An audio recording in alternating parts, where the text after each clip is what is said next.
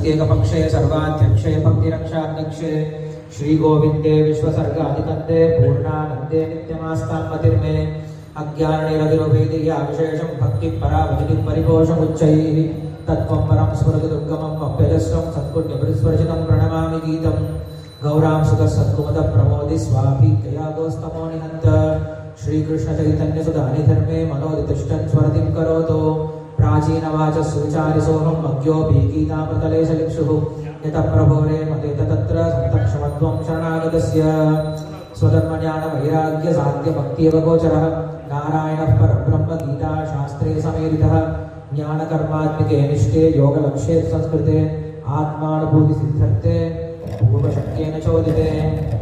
But நம்ம இன்னைக்கு சொல்ல வேண்டிய ஸ்லோகம் வேற. ஸ்லைட் ஷோ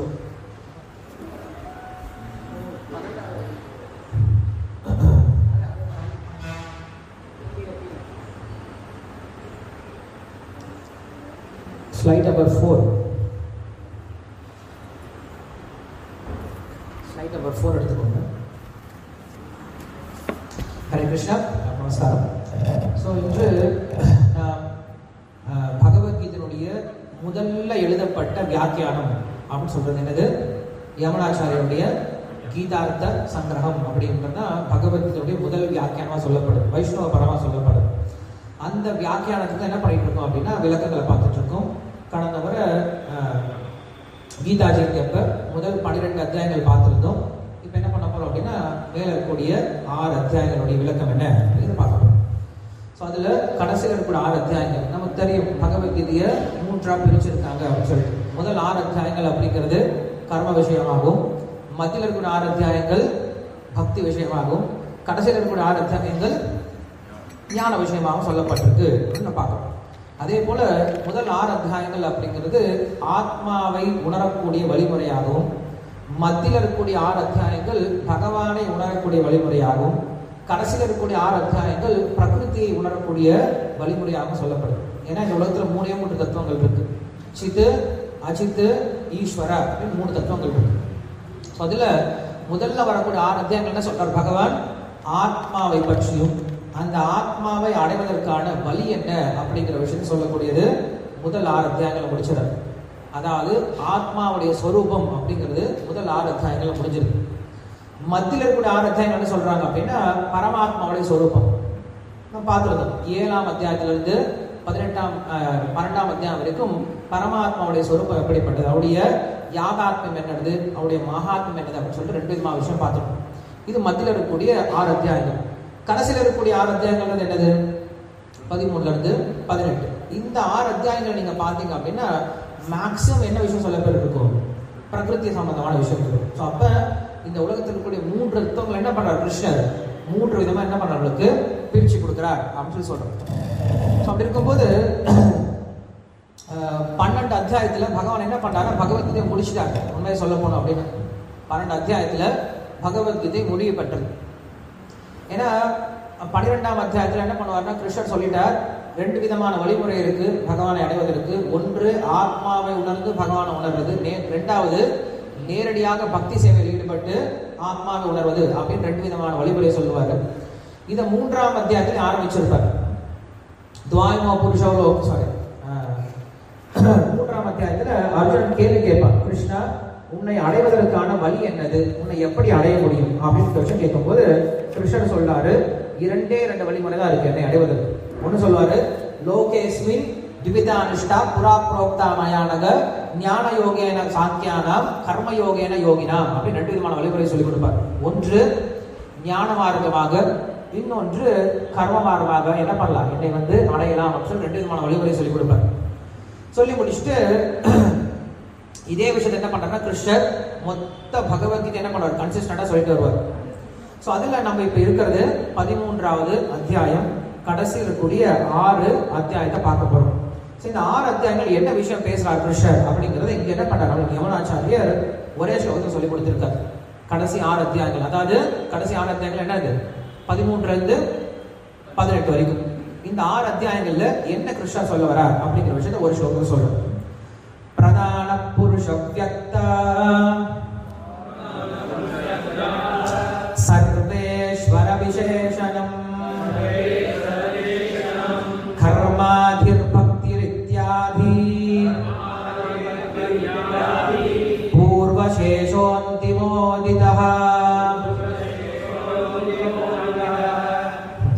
கடைசியில் இருக்கக்கூடிய 6 அத்தியாயங்கள் ஞான பாகம் அப்படின்னு சொல்றோம்.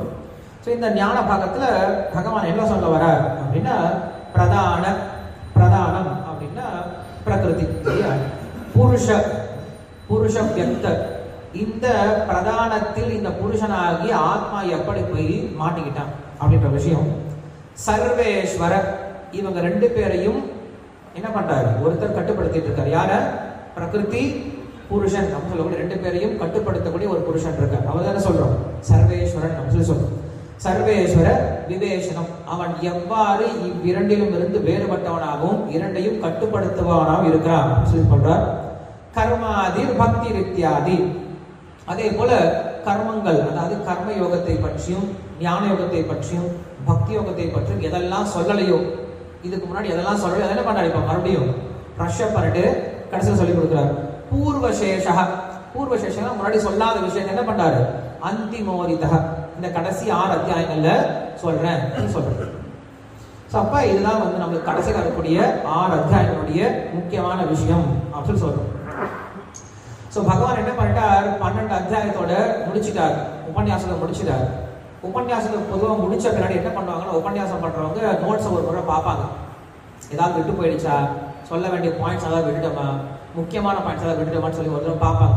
பார்த்துட்டு இருந்தா என்ன பண்ணுவாங்க, மறுபடியும் அதை சொல்லுவாங்கன்னா சம்பந்தமான சொல்லணும் இல்லையா. நான் ராமாயணம் பேசிட்டு இருந்துட்டு திடீர்னு நான் பூர்வ புராணத்தை பேச முடியாது இல்லையா. அந்த ராமாயணம் சம்பந்தமா என்ன இருக்கோ அதை பேசணும். அது போல பகவத்கீதையில கிருஷ்ணர் பேசிட்டு இருந்த விஷயம் என்ன அப்படிங்கிறத பார்த்தார்.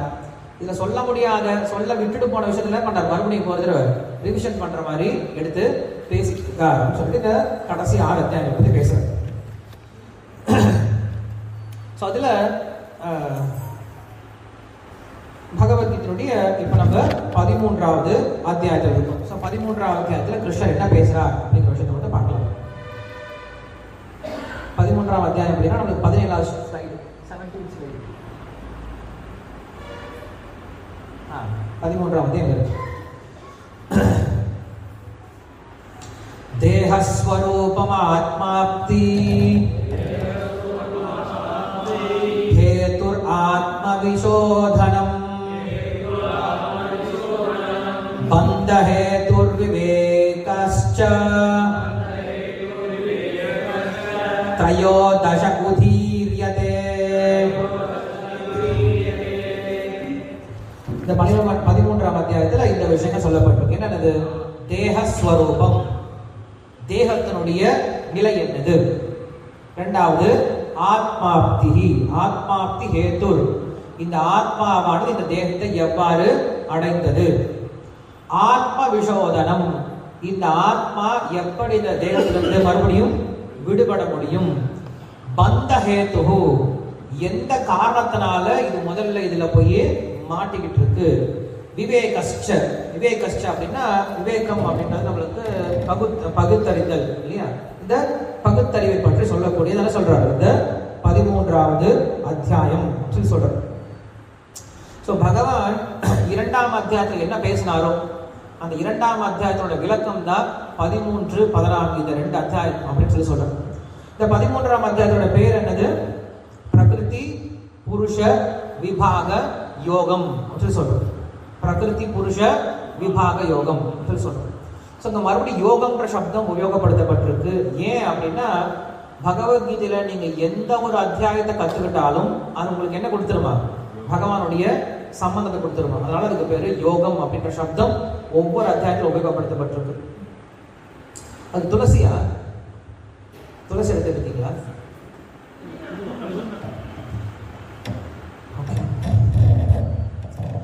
ஸோ அப்படி ஒவ்வொரு அத்தியாயம் என்ன பண்ணுதுன்னா நம்மளுக்கு விவேகம் அப்படின்னா மோட்சத்தை கொடுப்பதற்கு உபாயமா இருக்குன்னு சொல்லி சொல்றார். ஸோ அதுல இந்த 13ஆம் அத்தியாயத்தில் நம்ம என்ன தெரிஞ்சுக்க போறோம் அப்படின்னா பிரகிருத்தினா என்னது, புருஷன்னா என்னது, அதே போல இந்த பிரகிருதி புருஷன் இவங்க 2 பேரையும் கட்டுப்படுத்தக்கூடிய பகவான்னா யார் அப்படின்ற விஷயம் தான் இந்த 13ஆம் அத்தியாயத்துல கிருஷ்ணர் பேசுறார் அப்படின்னு சொல்றார்.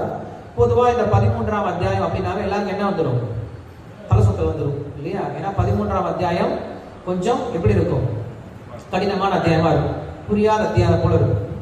இந்த 13ஆம் அத்தியாயத்துக்கு ஏன் புரியல அப்படின்னா கண்டிப்பா நம்ம 13ஆம் அத்தியாயம் புரிஞ்சுட்டு நம்ம என்ன பண்ணிருப்போம், எப்பயும் மோட்சம் போயிருப்போம். ஏன்னா நமக்கு இந்த பிரகிருதியே புரியாது. பிரகிருதி புரியாதனால என்ன பண்ணணும், நம்ம இங்க எல்லாரும் கஷ்டப்பட்டு இருக்கோம் அப்படின்னு சொல்றாரு. இந்த 13ஆம் அத்தியாயம் அப்படிங்கிறது நம்மளுக்கு பிரகிருதிக்கும் புருஷனுக்கும் இந்த புருஷனாகிய ஜீவாத்மா எப்படி இந்த உடம்புல மாட்டிட்டு இருக்கான் அப்படின்னு சொல்றாரு. நமக்கு ஏன் இந்த உடல் கிடைச்சது அப்படின்னு கேட்டோம் அப்படின்னா கிருஷ்ணர் சொல்லக்கூடிய ஒரே ஒரு முக்கியமான ஸ்லோகம் 13ஆம் அத்தியாயம் என்ன சொல்றாரு, காரணம் குணசங்கஸ்ச சதசத் யோனிர் ஜென்மசு அப்படின்னு சொல்லுவாங்க. நம்முடைய உடலுக்கு எது காரணம், காரணம் குணசங்கஸ்ச சொல்லி சொல்றோம். நம்ம எப்ப குணங்களோட சேர ஆரம்பிக்கிறோமோ அந்த குணங்கள் என்ன பண்ணுது, ஒருத்தனுக்கு புதிய உடம்பை பெற்றுக் கொடுக்குது அப்படின்னு சொல்லி சொல்றோம். அப்ப நம்முடைய பிரகிருதி, நம்முடைய இந்த உலகத்துல இருக்கிறது நாம் முக்கியமான காரணம் என்னது, நம்முடைய குணத்தினுடைய சங்கம் அப்படின்னு சொல்றோம். அப்ப இந்த குணத்தை பற்றி தெரிந்து கொள்வது ரொம்ப ரொம்ப முக்கியம். இந்த குணத்தை பொறுத்துதான் எல்லாம் அமைஞ்சிருக்கு. உதாரணத்துக்கு பகவானை அடைவதற்கு 7 படிக்கட்டுகளா ஸ்ரீவைஷ்ணவ சம்பிரதாயத்தில் ஒன்று சொல்றாங்க. அந்த 7 படிக்கட்டுகளை பார்த்தோம் அப்படின்னா ஒருவன் எவ்வாறு பகவானை அடைய முடியும் அப்படிங்கிற விஷயத்தை தெரிஞ்சுக்கலாம். பகவான் என்ன பண்றாரு, படிக்கட்டா கொடுத்திருக்காரு. இந்த 7 படிக்கட்டுல 6 படிக்கட்டு ஏறி 7வது படி வந்துட்டா என்ன பண்ணலாமா, நம்ம போய் நேரா பகவானை சந்திச்சிடலாம்.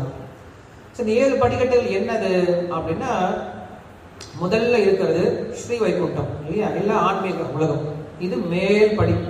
இந்த படியை தான் எல்லாரும் அடையணும் அப்படிங்கிறத ஒரு பக்தனுடைய இலக்கா இருக்கு. இந்த படியில் ஒருவன் எவ்வாறு அடைய முடியும் அப்படின்னு கேட்கும் போது அதுக்கு அடுத்த படியை சொல்றார். எந்த படி, 6வது படியை சொல்றார். இந்த 6வது படி தெரிஞ்சதுன்னா என்ன பண்ணலாம், 7வது படிக்கு போயிடலாம். அப்ப 6வது படி என்னது அப்படின்னு கொஸ்டின் கேட்கும்போது அவர் சொல்றாரு, ஞாத்தவ்ய பஞ்சக ஞானாத் அக்ஞானா அப்படின்னு சொல்றாரு. ஞாத்தவ்ய அப்படின்னா தெரிந்து கொள்ள வேண்டும். எதை தெரிந்து கொள்ள வேண்டும், பஞ்சக 5 விஷயங்களை தெரிந்து கொள்ள வேண்டும். இந்த 5 விஷயங்களை தெரிந்து கொள்வதனால ஞானம்னா என்னது, அக்ஞானம்னா என்னது அப்படின்னு பிரிச்சு பார்த்து தெரிஞ்சுக்க முடியும் சொல்லி சொல்றாரு. இந்த 5 விஷயங்களை ஒருவன் தெரிந்து கொண்டால் என்ன பண்ண முடியுமா, அவன் மோட்சத்துக்கு போக முடியும் சொல்லி சொல்றாரு. 5 விஷயங்கள் என்னது, இதுக்கு பிறகு அர்த்த பஞ்சகம் அப்படின்னு சொல்றது. இந்த அர்த்த பஞ்சகம் அப்படிங்கிறது எல்லாரும் தெரிந்து கொள்ள வேண்டிய முக்கியமான விஷயம். நிறைய முறை சொல்லி கொடுத்துருக்கோம். அர்த்த பஞ்சகம் நிறைய முறை கிளாஸ் சொல்லியிருக்கோம். எல்லா சாஸ்திரங்களும் இந்த 5 விஷயங்களை பற்றி தான் சொல்லிக் கொடுக்குது. என்னென்னது நமக்கு சொல்லும் போது, முதல்ல அதாவது ஆத்மாவை பற்றிய விஷயத்தையும், 2வது பரமாத்மாவை பற்றிய விஷயத்தையும், 3வது இந்த ஆத்மா பரமாத்மாவை எவ்வாறு அடைய வேண்டும் அப்படிங்கிற விஷயத்தையும், 4வது அடைந்த பின்பு பெறப்போகிய பலனை பற்றிய விஷயத்தையும், 5வது இந்த ஆத்மாவையும் பரமாத்மாவையும் தடுத்துட்டு இருக்கக்கூடிய விரோதி என்ன அப்படிங்கிற இந்த 5 விஷயங்களை பேசுவது என்ன சொல்றோம், அர்த்த பஞ்சகம் அப்படின்னு சொல்றோம். இந்த 5 விஷயங்களை தான் எல்லா சாஸ்திரம் பேசுது. அதான் இங்க சொல்றாரு 6வது படிக்கட்டா சொல்றாரு. இந்த 6வது படிக்கட்டை நம்ம தாண்டிட்டோம் அப்படின்னு என்ன பண்ணலாம், நேரடியா வைகுண்டத்துக்கு போயிடலாம். இந்த 5 விஷயம் தெரிஞ்சுக்கணும்னு சொல்லி சொல்றாரு. இந்த 5 விஷயங்களை தெரிஞ்சுக்கிறத நம்மளுக்கு என்ன பண்றாரு, பகவத்கீதை முழுக்க பிராப்தஸ்ய பிரம்மணோ ரூபம் பிராப்துஷ்ச பிரத்யகாத்மனஹ பிராப்திபாயம் பலம் பிராப்தேஹே பிராப்தி விரோதிஸ்ததா வதந்தி சகலா வேதாக சபுராண இதிஹாசகா அப்படின்னு சொல்லிட்டு இது உபனிஷத்துல வரக்கூடிய ஒரு ஸ்லோகம். என்ன சொல்றாரு, இந்த 5 விஷயங்களை கண்டிப்பா ஒருத்தர் தெரிஞ்சுக்கணும்னு சொல்லி சொல்றாங்க. இந்த 5 விஷயங்களை புரிஞ்சுக்கிட்டாங்கன்னா அவனுக்கு மோட்சம் சொல்லி சொல்றாரு. சரி, இந்த 5 விஷயங்களை ஒருத்தர் எப்படி தெரிஞ்சுக்க முடியும் அப்படின்னா, இந்த 5 விஷயங்களை புரிஞ்சுக்கிறதுக்கு முதல்ல ஒருத்தருக்கு என்ன வேணும் அப்படின்னா சத்வகுணம் அப்படிங்கிறது வேணும்னு சொல்லி சொல்றாரு. சத்வகுணம் இல்லை அப்படின்னா ஒருத்தர் என்ன பண்ண முடியாது, இந்த விஷயங்களை புரிந்து கொள்ளவே முடியாது. ஏன்னா நம்ம எல்லாரும் இப்ப எப்படிப்பட்ட குணத்துல இருக்கும் அப்படின்னா, ஒண்ணு ரஜோ குணத்துல இருக்கும், இல்லைன்னா தமோ குணத்துல இருக்கும். மேக்சிமம் பீப்புள் தமோ குணத்துல தான் இருக்கும். தமோ குணம்னா என்னது, முழுக்க பௌதிகமான விஷயத்துல மூழ்கி கிடக்கிறது. அவங்களுக்கு ஆன்மீகம் பக்கம் போகணும் அப்படின்ற எண்ணமே வராது. அவங்க எப்படி இருக்காங்க, நான் இதுலயே எப்படி இருக்கேன், சந்தோஷமா இருக்கு அப்படின்னு நினைக்கிறாங்க. ரஜோகுணத்தில் இருக்கும் நினைக்க மாட்டான். ரஜோகுணத்தில் இருக்கும் எனக்கு இன்னும் வேணும்னு யோசிப்பான். ஆனா தமோ குணத்தில் இருக்கும் எப்படி இருப்பாங்க, இந்த பிரிவில் எப்படி இருக்கேன், நான் இதுலயே இந்த வேலையை செஞ்சுட்டேன், நான் சந்தோஷமா இருக்கேன் அப்படின்னு நினைச்சிட்டு இருக்கேன். இது தமோ குணம். அடுத்தது வருது என்னது, ரஜோகுணம். ரஜோகுணம் அப்படிங்கிறது எனக்கு இன்னும் பத்தலை, எனக்கு இன்னும் வேணும், இது வேணும், அது வேணும்னு சொல்லிட்டு பௌதிகமா ஓடுறது அப்படிங்கிறது ரஜோகுணம் அப்படின்னு சொல்லி சொல்றோம். நம்ம அந்த அளவு கூட யாரும் கிடையாது, ரஜோகுணத்துல கூட யாரும் கிடையாது. என்ன பண்றோம், எல்லாரும் ரிலாக்ஸ் ஆயிட்டோம். அதுக்கு மேல இருக்கிறது என்ன சொல்றோம், சத்வகுணம் அப்படின்னு சொல்றோம். சத்வகுணம் அப்படிங்கிறத ஒருத்தர் என்ன பண்ணுவா, இந்த ஞானத்தை பெற்றுக் கொடுக்கும் சொல்லி சொல்றாரு. ஏன்னா கிருஷ்ணரே பகவத்கீதையில சொல்றாரு, சத்துவம் சஞ்சாயதே ஞானம் அப்படின்னு சொல்றாரு. சத்துவகுணத்துல என்ன பிறக்குது, ஞானம் பிறக்குதுன்னு சொல்லி சொல்றாரு. ஸோ அப்ப சத்துவகுணத்தை வளர்த்துக் கொள்வது ரொம்ப ரொம்ப முக்கியமான விஷயம். அப்ப என்ன தெரிஞ்சுக்க, ஒருத்தனுக்கு சத்வகுணம்னா என்னன்னு முதல்ல தெரியணும் இல்லையா. சத்வகுணத்தை தெரியாம என்ன பண்ண முடியாது, நம்ம சத்வகுணத்தை வளர்த்துக்க முடியாது. அதே போல ரஜோகுணம் தமோகுணம்னா என்னன்னு தெரிஞ்சுக்கணும். தெரிஞ்சுக்கலாம் என்ன பண்ண முடியாது, அதுல இருந்து நம்ம விலகி இருக்க முடியும். ஸோ அப்ப இந்த 3 குணங்களை பற்றி தெரிந்து கொள்வது மிகவும் முக்கியமான விஷயம் அப்படின்னு என்ன பண்றார், அடுத்த அத்தியாயத்தை ஆரம்பிக்கிறார். 14வது அத்தியாயம் அப்படிங்கிறது இந்த 3 குணங்களை பற்றி சொல்லக்கூடிய விஷயம் தான் 14வது அத்தியாயம் இல்லையா. 14வது அத்தியாயத்தோட தலைப்பு என்னது, குணத்ரய விபாக யோகம் அப்படின்னு சொல்லிட்டு அடுத்த அத்தியாயம் 14வது அத்தியாயம். நெக்ஸ்ட் அத்தியாயம், ஓகே. இது 14வது அத்தியாயத்துடைய விஷயமா சொல்றாரு. என்ன சொல்றா அப்படின்னா, குணபந்த விதாதேஷாம் கர்த்ருத்வம் தன்னிவர்த்தனம் கதித்ரய சமூலத்வம் சதுர்தச உதீரியதே. குணபந்த விதாதேஷாம், எப்படி குணங்கள் அப்படிங்கிற ஒருத்தனை பந்தப்படுத்தி இருக்கு அப்படிங்கிற விஷயத்தையும், கர்த்திருவம் தன்னிவர்த்தனம், அந்த குணங்கள் இருந்து ஒருவன் எவ்வாறு விடுபட வேண்டும் அப்படின்றதும், கதித்ரய, கதித்ரய அப்படின்னா 3 விதமான பலன்களை ஒருவன் எவ்வாறு அடைய முடியும் அப்படிங்கிற விஷயத்தில். 3 விதமான பலன் அப்படின்னா என்ன அப்படின்னா, ஐஸ்வர்யார்த்தி, கைவல்யார்த்தி, பகவத் பிராப்தி அப்படின்ற 3 விதமான விஷயங்கள், 3 விதமான அர்த்தங்கள் நம்ம சொல்லி சொல்றோம். ஐஸ்வர்யார்த்தி அப்படின்னா என்ன சொல்றது, யோக சித்திகளை பெறக்கூடியது ஐஸ்வர்யார்த்தி சொல்லி சொல்லுவோம். ஸோ பகவான் இந்த விஷயத்தில் 8வது அத்தியாயத்தில் பேசுவார். மோட்சத்தை தவிர இந்த உலகத்தில் யோக சித்திகளை பெறுவதற்காக, இல்ல சொர்க்கலோகம் போடுவதற்காக, நல்ல பிறப்பை அடைவதற்காக என்ன பண்ணுவாங்க, நிறைய விதமான பக்தி யோகத்தை பண்ணுவாங்க. அந்த பக்தி யோகம் எப்படிப்பட்ட பக்தி யோகமா இருக்குன்னா, தியானம் கலந்த பக்தி யோகமா இருக்கும் அப்படின்னு சொல்லி சொல்லுவாங்க. ஸோ இது வந்து தியான மிஸ்ர பக்தி அப்படின்னு சொல்லி சொல்லுவாங்க, ஞான மிஸ்ர பக்தி அப்படின்னு சொல்லி சொல்றதும். ஸோ இதை பற்றிய விஷயங்கள், அதாவது ஐஸ்வர்ய, கைவல்ய, பகவன் லாபார்த்தி அப்படின்னு 3 விதமான விஷயங்கள். இது 3க்கும் என்ன தேவை, பக்தி அப்படிங்கிறது தேவை அப்படிங்கிற விஷயத்தை இந்த 14வது அத்தியாயத்தில் பேசுவாரு. அதே போல இந்த 3 விதமான குணங்கள்ல இருந்து ஒருவன் எவ்வாறு விடுபடுவது அப்படிங்கிற விஷயத்தை என்ன பண்றாரு, நம்மளுக்கு சொல்லிக் கொடுக்கிறார். இந்த 3 விதமான குணங்களுக்கு டெஃபனிஷன் என்ன பண்றாரு, நம்மளுக்கு இந்த 14வது அத்தியாயத்தில் கொடுக்கிறார். ஸோ அப்ப 14வது அத்தியாயம் அப்படிங்கிறது என்னது, முக்குணங்களை பற்றிய டெஃபனிஷன். இந்த முக்குணங்கள் எப்படி ஒரு ஜீவாத்மாவை பந்தப்படுத்தி இருக்கு அப்படின்ற விஷயம், இந்த முக்குணங்கள் வந்து ஒருவன் எவ்வாறு விடுபடுவது அப்படின்றதுக்கான வழி, அதுக்கப்புறம் 3 விதமான லாபத்தை ஒருவன் எவ்வாறு பெறுவது, ஐஸ்வர்யார்த்தி, கைவல்யார்த்தி, பகவன் லாபார்த்தி அப்படின்ற 3 விதமான மக்கள் எவ்வாறு பக்தியினால பலனை அடைகிறாங்க அப்படின்ற இந்த விஷயத்தை இதில் சொல்லிக் கொடுக்குறாரு, 14வது அத்தியாயத்தில் சொல்லிக் கொடுக்குறாரு. ஸோ நம்மளுக்கு கிருஷ்ணன் சொல்லிட்டாரு, இப்ப சத்வகுணத்துல இருந்து ஒருத்தர் என்ன பண்ண முடியும், அர்த்த பஞ்சகம் அப்படின்ற 5 விதமான விஷயத்தை புரிஞ்சு கொள்ள முடியும். இந்த 5 விதமான விஷயங்களை புரிந்து கொண்டால் அவனுக்கு என்ன கிடைக்கும், மோட்சம் கிடைக்கும் அப்படின்னு சொல்றாரு. சாஸ்திரம் இதான் சொல்லுது, உபனிஷத்து தான் சொல்லுது. என்ன சொல்லுது, ஞானான் மோக்ஷா அப்படின்னு ஒரு வாக்கியம் வருது. இது உபனிஷத்து வாக்கியம். என்ன சொல்றாங்க, ஞானான் மோக்ஷா, ஞானத்தினால் மட்டும்தான் மோட்சம் கிடைக்கும் அப்படின்னு சொல்றாங்க. என்ன அர்த்தம் இதுக்கு, முதல்ல மோக்ஷம் அப்படின்னா என்ன அர்த்தம், என்ன அர்த்தம் புரிஞ்சுக்கணும். மோக்ஷம்னா என்னது,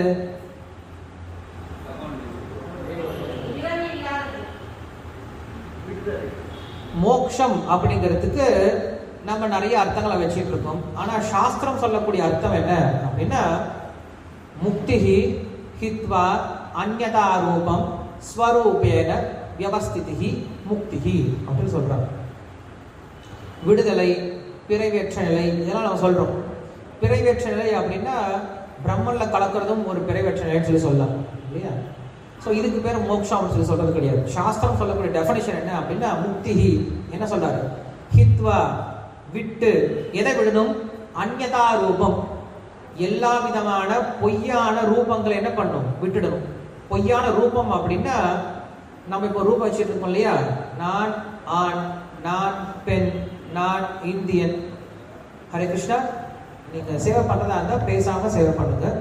ஏன்னா இந்த உபன்யாசம் போயிட்டு இருக்கு, பிளஸ் சேவை பண்ணிட்டு இருந்தா பேசாம பண்ண முடிஞ்சு.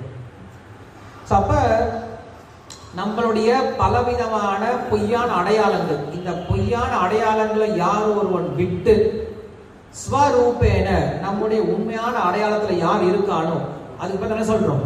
முக்தி அப்படின்னு சொல்றோம். நம்முடைய பொய்யான அடையாளம்னா என்னது? நான் இந்த உடல் அப்படிங்கிறத பொய்யான அடையாளம். நான் சுதந்திரமானவன் அப்படின்னு பொய்யான அடையாளம். நான் அனுபவிப்பாளன் அப்படிங்கிறது பொய்யான அடையாளம். அப்ப உண்மையான அடையாளம் என்னது? நான் ஆத்மா அப்படிங்கிறது உண்மையான அடையாளம். நான் பகவானுடைய அடிமை, நான் பகவானுடைய அம்சம் அப்படின்னு நினைக்கிறது உண்மையான அடையாளம். நான் பகவானுக்கு மட்டுமே சேவகன், நான் தனியா அனுபவிக்க முடியாது, பகவானை திருப்திப்படுத்தவே இந்த ஆத்மாவானது இருக்கு அப்படின்னு புரிஞ்சுக்கிறது என்னுடைய உண்மையான நிலைமை. இந்த மூன்று விஷயத்தை யார் ஒருத்தன் புரிஞ்சுக்கணும் அவன் என்ன சொல்றோம்? முக்தி பெற்றோம்னு சொல்லி சொல்றோம். ஆனா முக்தி அப்படின்னு என்னது? என்ன புரிஞ்சுக்கணும்? நான் முதல்ல ஆத்மா, இந்த ஆத்மாவானது பகவானுடைய அம்சம். இந்த ஆத்மாவுடைய ஒரே கடமை என்னது? பகவானுக்கு சேவை செய்வது. இதை மூன்றை யார் ஒருவன் புரிந்து கொள்கிறானோ அவன் என்ன சொல்றோம்? முக்தி அப்படின்னு சொல்லி. இதுக்கு பேர் தான் முக்தின்னு சொல்லி சொல்றோம். இதை நம்ம மறந்து இருக்கும், இதை ஞாபகப்படுத்துறோம் இல்லையா, இதுக்கு பேர் தான் ஞானம் சொல்லி சொல்றோம். ஸோ ஞானம் என்ன பண்ணுது? நாம் மறந்த நம்முடைய உண்மையான நிலை என்ன பண்ணுது? நமக்கு ஞாபகப்படுத்துது. நம்ம இதை மறந்த இந்த ஞாபகத்துக்கு பேர் தான் ஞானம் சொல்லி சொல்றோம். இந்த ஞானத்தால ஒருத்தர் மோட்சம் அப்படின்னு சொல்றாங்க. ஒருத்தர் எப்ப புரிஞ்சுக்கிறானோ, அடே ஆமாண்டா, நான் நான் இதுவே கிடையாது, எங்க அப்பா இதுடா, அடே நான் ஏன்னா இங்க உட்காந்துட்டு இருக்கேன், திடீர்னு இந்த கோமால இருந்து எந்திரிச்சு அவங்க பார்த்தா சொல்லுவாங்க, டே நான் எல்லாம் இங்க பண்றேன், நான் எங்கடா இருக்கேன், நான் எங்க அப்பா அங்க இருக்கா, நான் அங்க போனேன்டா, என்னடா இங்க வச்சிருக்கீங்க அப்படின்னு சொல்லிட்டு அவனுக்கு ஒரு ஞாபகம் வந்தா எப்படி இருக்குமோ அது போல என்ன பண்றான்? ஜீவாத்மா ஒரு கட்டத்துல முடிச்சுக்கிறான். அது வரைக்கும் தூங்கிட்டே இருக்கான், கண்ணை மூடிட்டு தூங்கிட்டே இருக்கான். கண்ணை மூடிட்டு தூங்கிட்டே இருக்கும் போது தண்ணியும் தெரியாது, தான் எங்க இருக்கணும் தெரியாது, தான் எப்படி இருக்கணும் தெரியாது. ஏன்னா கண்ணை மூடிட்டு இருக்கான் இல்லையா. அதுபோல் நம்ம என்ன பண்றோம்? இந்த உலகத்துல கண்ணை மூடிட்டு இருக்கோம். கண்ணை மூடிட்டு என்ன பண்ணிட்டு இருக்கோம்? நம்ம கனவு கண்டுட்டு இருக்கோம். நான் தான் இது, நான் தான் அது, நான் இப்படிப்பட்டவன் அப்படிப்பட்டவன் கனவு கண்டுட்டு இருக்கோம். கனவுல திடீர்னு நம்ம ஒரு பெரிய கஷ்டப்படக்கூடிய ஒரு நபரா இருக்கலாம். கஷ்டப்பட்டு இருக்கோம், அழுதுட்டு இருக்கோம், புலம்பிட்டு இருக்கோம், பயந்துட்டு இருக்கோம். திடீர்னு ஒருத்தர் எழுப்புறா, டே எந்திரடான்னு சொல்றாரு. எந்திரிச்சு பார்க்குறோம், அடே எனக்கு இந்த ரூபமே இல்லையே, நான் கஷ்டமே இல்லையே, எனக்கு பட வேண்டியதெல்லாம் ஒண்ணுமே இல்லையே அப்படின்னு சொல்லிட்டு அப்ப நம்ம என்ன பண்ணுவோம்? நம்மளுடைய உண்மையான சொரூபத்துக்கு வரும்போது கனவுல பார்த்ததெல்லாம் அப்படியே போய் நம்மளுக்கு ஒரு க்ஷணத்துல என்ன பண்ணிடும்? நம்மள முக்தி வந்துடும். ஒரு க்ஷணத்துல முக்தி வந்துடும். இதுதான் முக்தி. தூங்கிட்டு இருக்கிறவன் என்ன பண்ணும்? எழுப்பிடணும், அவ்வளவுதான் விஷயம். அசதோமா சத்கமய, தமசோமா ஜோதிர்கமய, மிருத்யோமா அமிர்தம் கமய. இதுதான் முக்தி. முக்தி ரொம்ப கஷ்டமான விஷயமே கிடையாது. முக்தி என்னது? தூங்கிட்டு இருக்கக்கூடிய நம்ம கண்ணை முடிச்சு பார்க்கணும். கண்ணை முடிச்சுதான் பார்க்க மாட்டேங்கிறமே, அதுதான் பிரச்சனை. கண்ணை இறுக்கி முடிக்கிட்டே நான் ரொம்ப கவலைப்படுறேன், எனக்கு ரொம்ப கஷ்டமா இருக்கு, என்ன துரத்துறாங்க, என்ன யாரோ புலி துரத்துது. டேய் எந்திரிடா. புலியும் இல்லை, ஒன்றும் இல்லை, கோயில உட்காந்துட்டு இருக்கேன், புலியோதவை தான் கொடுக்க போறாங்க அடுத்தது இல்லையா. ஸோ அப்ப சந்தோஷம் வருமே தவிர துக்கம் வரப்போறது கிடையாது. அப்ப யார் ஒருவன் கண்ணை மூடிட்டு இருளில் இருந்துட்டு இருக்கானோ, அறியாமல் இருந்துட்டு இருக்கானோ, அவன் என்ன பண்றான்? துக்கப்படுறான். அதே போல தன்னை யாரும் பார்க்கறது இல்லை அப்படின்னு தப்பும் பண்றான். அதே போல பயத்திலே வாழ்ந்துட்டு இருக்கான். யார் ஒருவன் கண்ணை திறந்து பார்க்கறான், அவன் என்ன பண்றான்? தன்னையும் பார்க்கறான், தனக்கு சுத்தி இருக்கக்கூடிய எல்லாத்தையும் பார்க்கறான். அவன் பயப்படுறது கிடையாது. அவன் என்ன பண்றான்? எதுக்கும் கவலைப்படுறது கிடையாது. அவன் எப்படி இருக்கான்? இப்ப முக்தியான நிலையில இருக்கான். ஸோ முக்தி அப்படிங்கிற இதுதான் விஷயம். இந்த கண்ணை திறக்கணும் இல்லையா, இதுதான் பெரிய வேலை. கண்ணை திறக்க வைக்கிறதா பெரிய வேலை. இந்த கண்ணை திறக்கிறதா யார் வராரு? குரு வராரு. குருவுக்கு என்ன மந்திரம் சொல்லுவோம்? நம்ம பிரணாம மந்திரம், ஓம் அக்ஞானதிமிராந்தஸ்ய அப்படின்னு சொல்றோம். ஸோ அக்ஞானம் அப்படின்ற இருளை என்ன பண்றாரு? அவரு விலக்கி கொடுக்கிறார். அக்ஞானம் அப்படின்னா இருள். ஸோ இருள்ல இருக்கும் போது நம்ம என்ன பண்றோம்? நம்மளும் தப்பு பண்ணுவோம், பயத்திலையும் இருப்போம் இல்லையா. இருட்டில் இருக்கும் போது பயமா இருக்கும். அதே போல தப்பு பண்றதுக்கு எல்லா விதமான எண்ணங்களும் வரும் இல்லையா. அதே போல ஆபத்துகள் இறங்கி இடம். இது நல்ல வெளிச்சமா இருக்குன்னு வச்சுக்கோங்களேன், இங்க நம்மளுக்கு ஆபத்து கிடையாது. ஏன்னா நம்மளுக்கு தெரியும் நடந்து போனா என்ன இருக்குன்னு தெரியும். அதே போல என்ன பண்ண மாட்டோம்? நம்ம தப்பும் பண்ண மாட்டோம் இல்லையா. கொஞ்சம் யோசிச்சு பாருங்க, நல்ல வெளிச்சமா இருக்கு, எல்லாரும் நம்மளுக்கு கண்ட பார்த்துட்டே இருக்காங்க. தப்பு பண்ணுவோமா என்ன? தப்பு பண்ண மாட்டோம். ஏன்? எல்லாம் பார்த்துட்டு இருக்காங்க, வெளிச்சமா இருக்கு. ஸோ அப்ப அந்த இருளில் இருக்கிற வரைக்கும் ஒருத்தன் என்ன பண்றான்? தவறு செய்வதற்கான நிறைய வாய்ப்புகள் இருக்கு. ஸோ அப்ப என்ன பண்ணும்? ஒருத்தன் அந்த தப்புல இருந்து வெளில வரணும், என்ன பண்ணும்? கண்ணை திறந்தா போதும், கண்ணை திறந்து பார்த்தா போதும். இதுதான் நம்மளுக்கு குரு அப்படின்ற ஒரு தேவை அப்படின்னு சொல்றோம். ஸோ இப்படி இந்த ஞானத்தால் ஒருத்தருக்கு மோட்சம் அப்படின்னு சொல்றோம். அந்த ஞானம் பெறுவதற்கான வழி என்னது? சத்வம் சஞ்சாயதே ஞானம். ஞானம் எப்படி கிடைக்குமா? சத்துவகுணத்துல கிடைக்கும் அப்படின்னு சொல்றோம். சரி, சத்துவகுணம் எப்படி கிடைக்கும்? சத்துவகுணத்துக்கு என்ன ஹேத்து அப்படின்னு சொல்லி கேட்கும் போது பகவான் என்ன பண்றாரு? இந்த 14ஆம் அத்தியாயத்துல சத்துவகுணத்தை ஒருவன் எவ்வாறு வளர்த்து கொள்ள முடியும் அப்படிங்கிற விஷயம் சொல்லிக் கொடுக்கிறார். சத்துவகுணத்தை நம்ம எப்படி வளர்த்துக்க முடியும்? ரொம்ப எளிமையான விஷயம் தான், அவ்வளவுதான். சத்துவகுணம் உள்ள நபரோட சேரும் போது என்ன ஆகும்? நம்மளுக்கு ஆட்டோமேட்டிக்கா சத்துவகுணம் அப்படிங்கிறது வளரப்போகுது.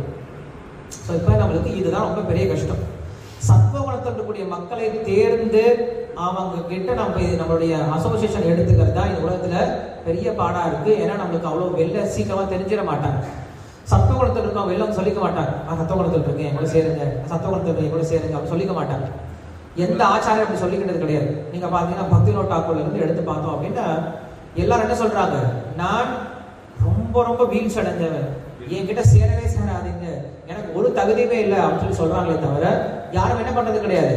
என்கிட்ட வாங்க, நான் சொல்றேன், என்கிட்ட கேளுங்க அப்படின்னு யாருமே சொல்றது கிடையாது. பட் நம்ம என்ன பண்ணும்? அவர்களுடைய குணத்தை பார்த்து, அவர்களுடைய பக்தியை பார்த்து, அவங்களுடைய ஸ்ரத்தையை பார்த்து என்ன பண்ணணும்? நம்ம அவங்களோட சேர ஆரம்பிக்கணும், அவங்களுக்கு சேவை பண்ண ஆரம்பிக்கணும். சேவை பண்ண என்ன ஆகும்? அந்த குணங்கள் நம்மளுக்கு வளர ஆரம்பிக்கும். ஆன்மீகத்துல இதுதான் ரொம்ப ரொம்ப ரகசியமான விஷயம். என்ன ரகசியமான விஷயம் அப்படின்னா, நீங்க ஏதாவது ஒரு குணத்தை வளர்த்துக்கணும்னு நினைச்சீங்க அப்படின்னா என்ன பண்ணும்? அந்த குணத்தை உடைய நபர்களுக்கு சேவை பண்ண ஆரம்பிக்கணும். ரொம்ப எளிமையான விஷயம் தான். உங்களுக்கு கீர்த்தன் பண்ணும் அப்படின்னு ஆசை இருந்தது அப்படின்னு என்ன பண்ணும்? கீர்த்தன் பண்ணக்கூடிய நபருக்கு என்ன பண்ணணும்? நம்ம அசிஸ்ட் பண்ணணும், சேவை பண்ணணும். எப்ப நம்ம அவங்களுக்கு சேவை பண்ண ஆரம்பிக்கிறோமோ என்ன ஆகும்? கொஞ்சம் கொஞ்சமா நம்மளுக்கு அந்த குணங்கள் வளர ஆரம்பிக்கும். எப்ப நம்மளுக்கு நல்ல உபன்யாசம் பண்ணணும் அப்படின்னு ஆசை இருக்கும், அப்ப என்ன பண்ணணும்?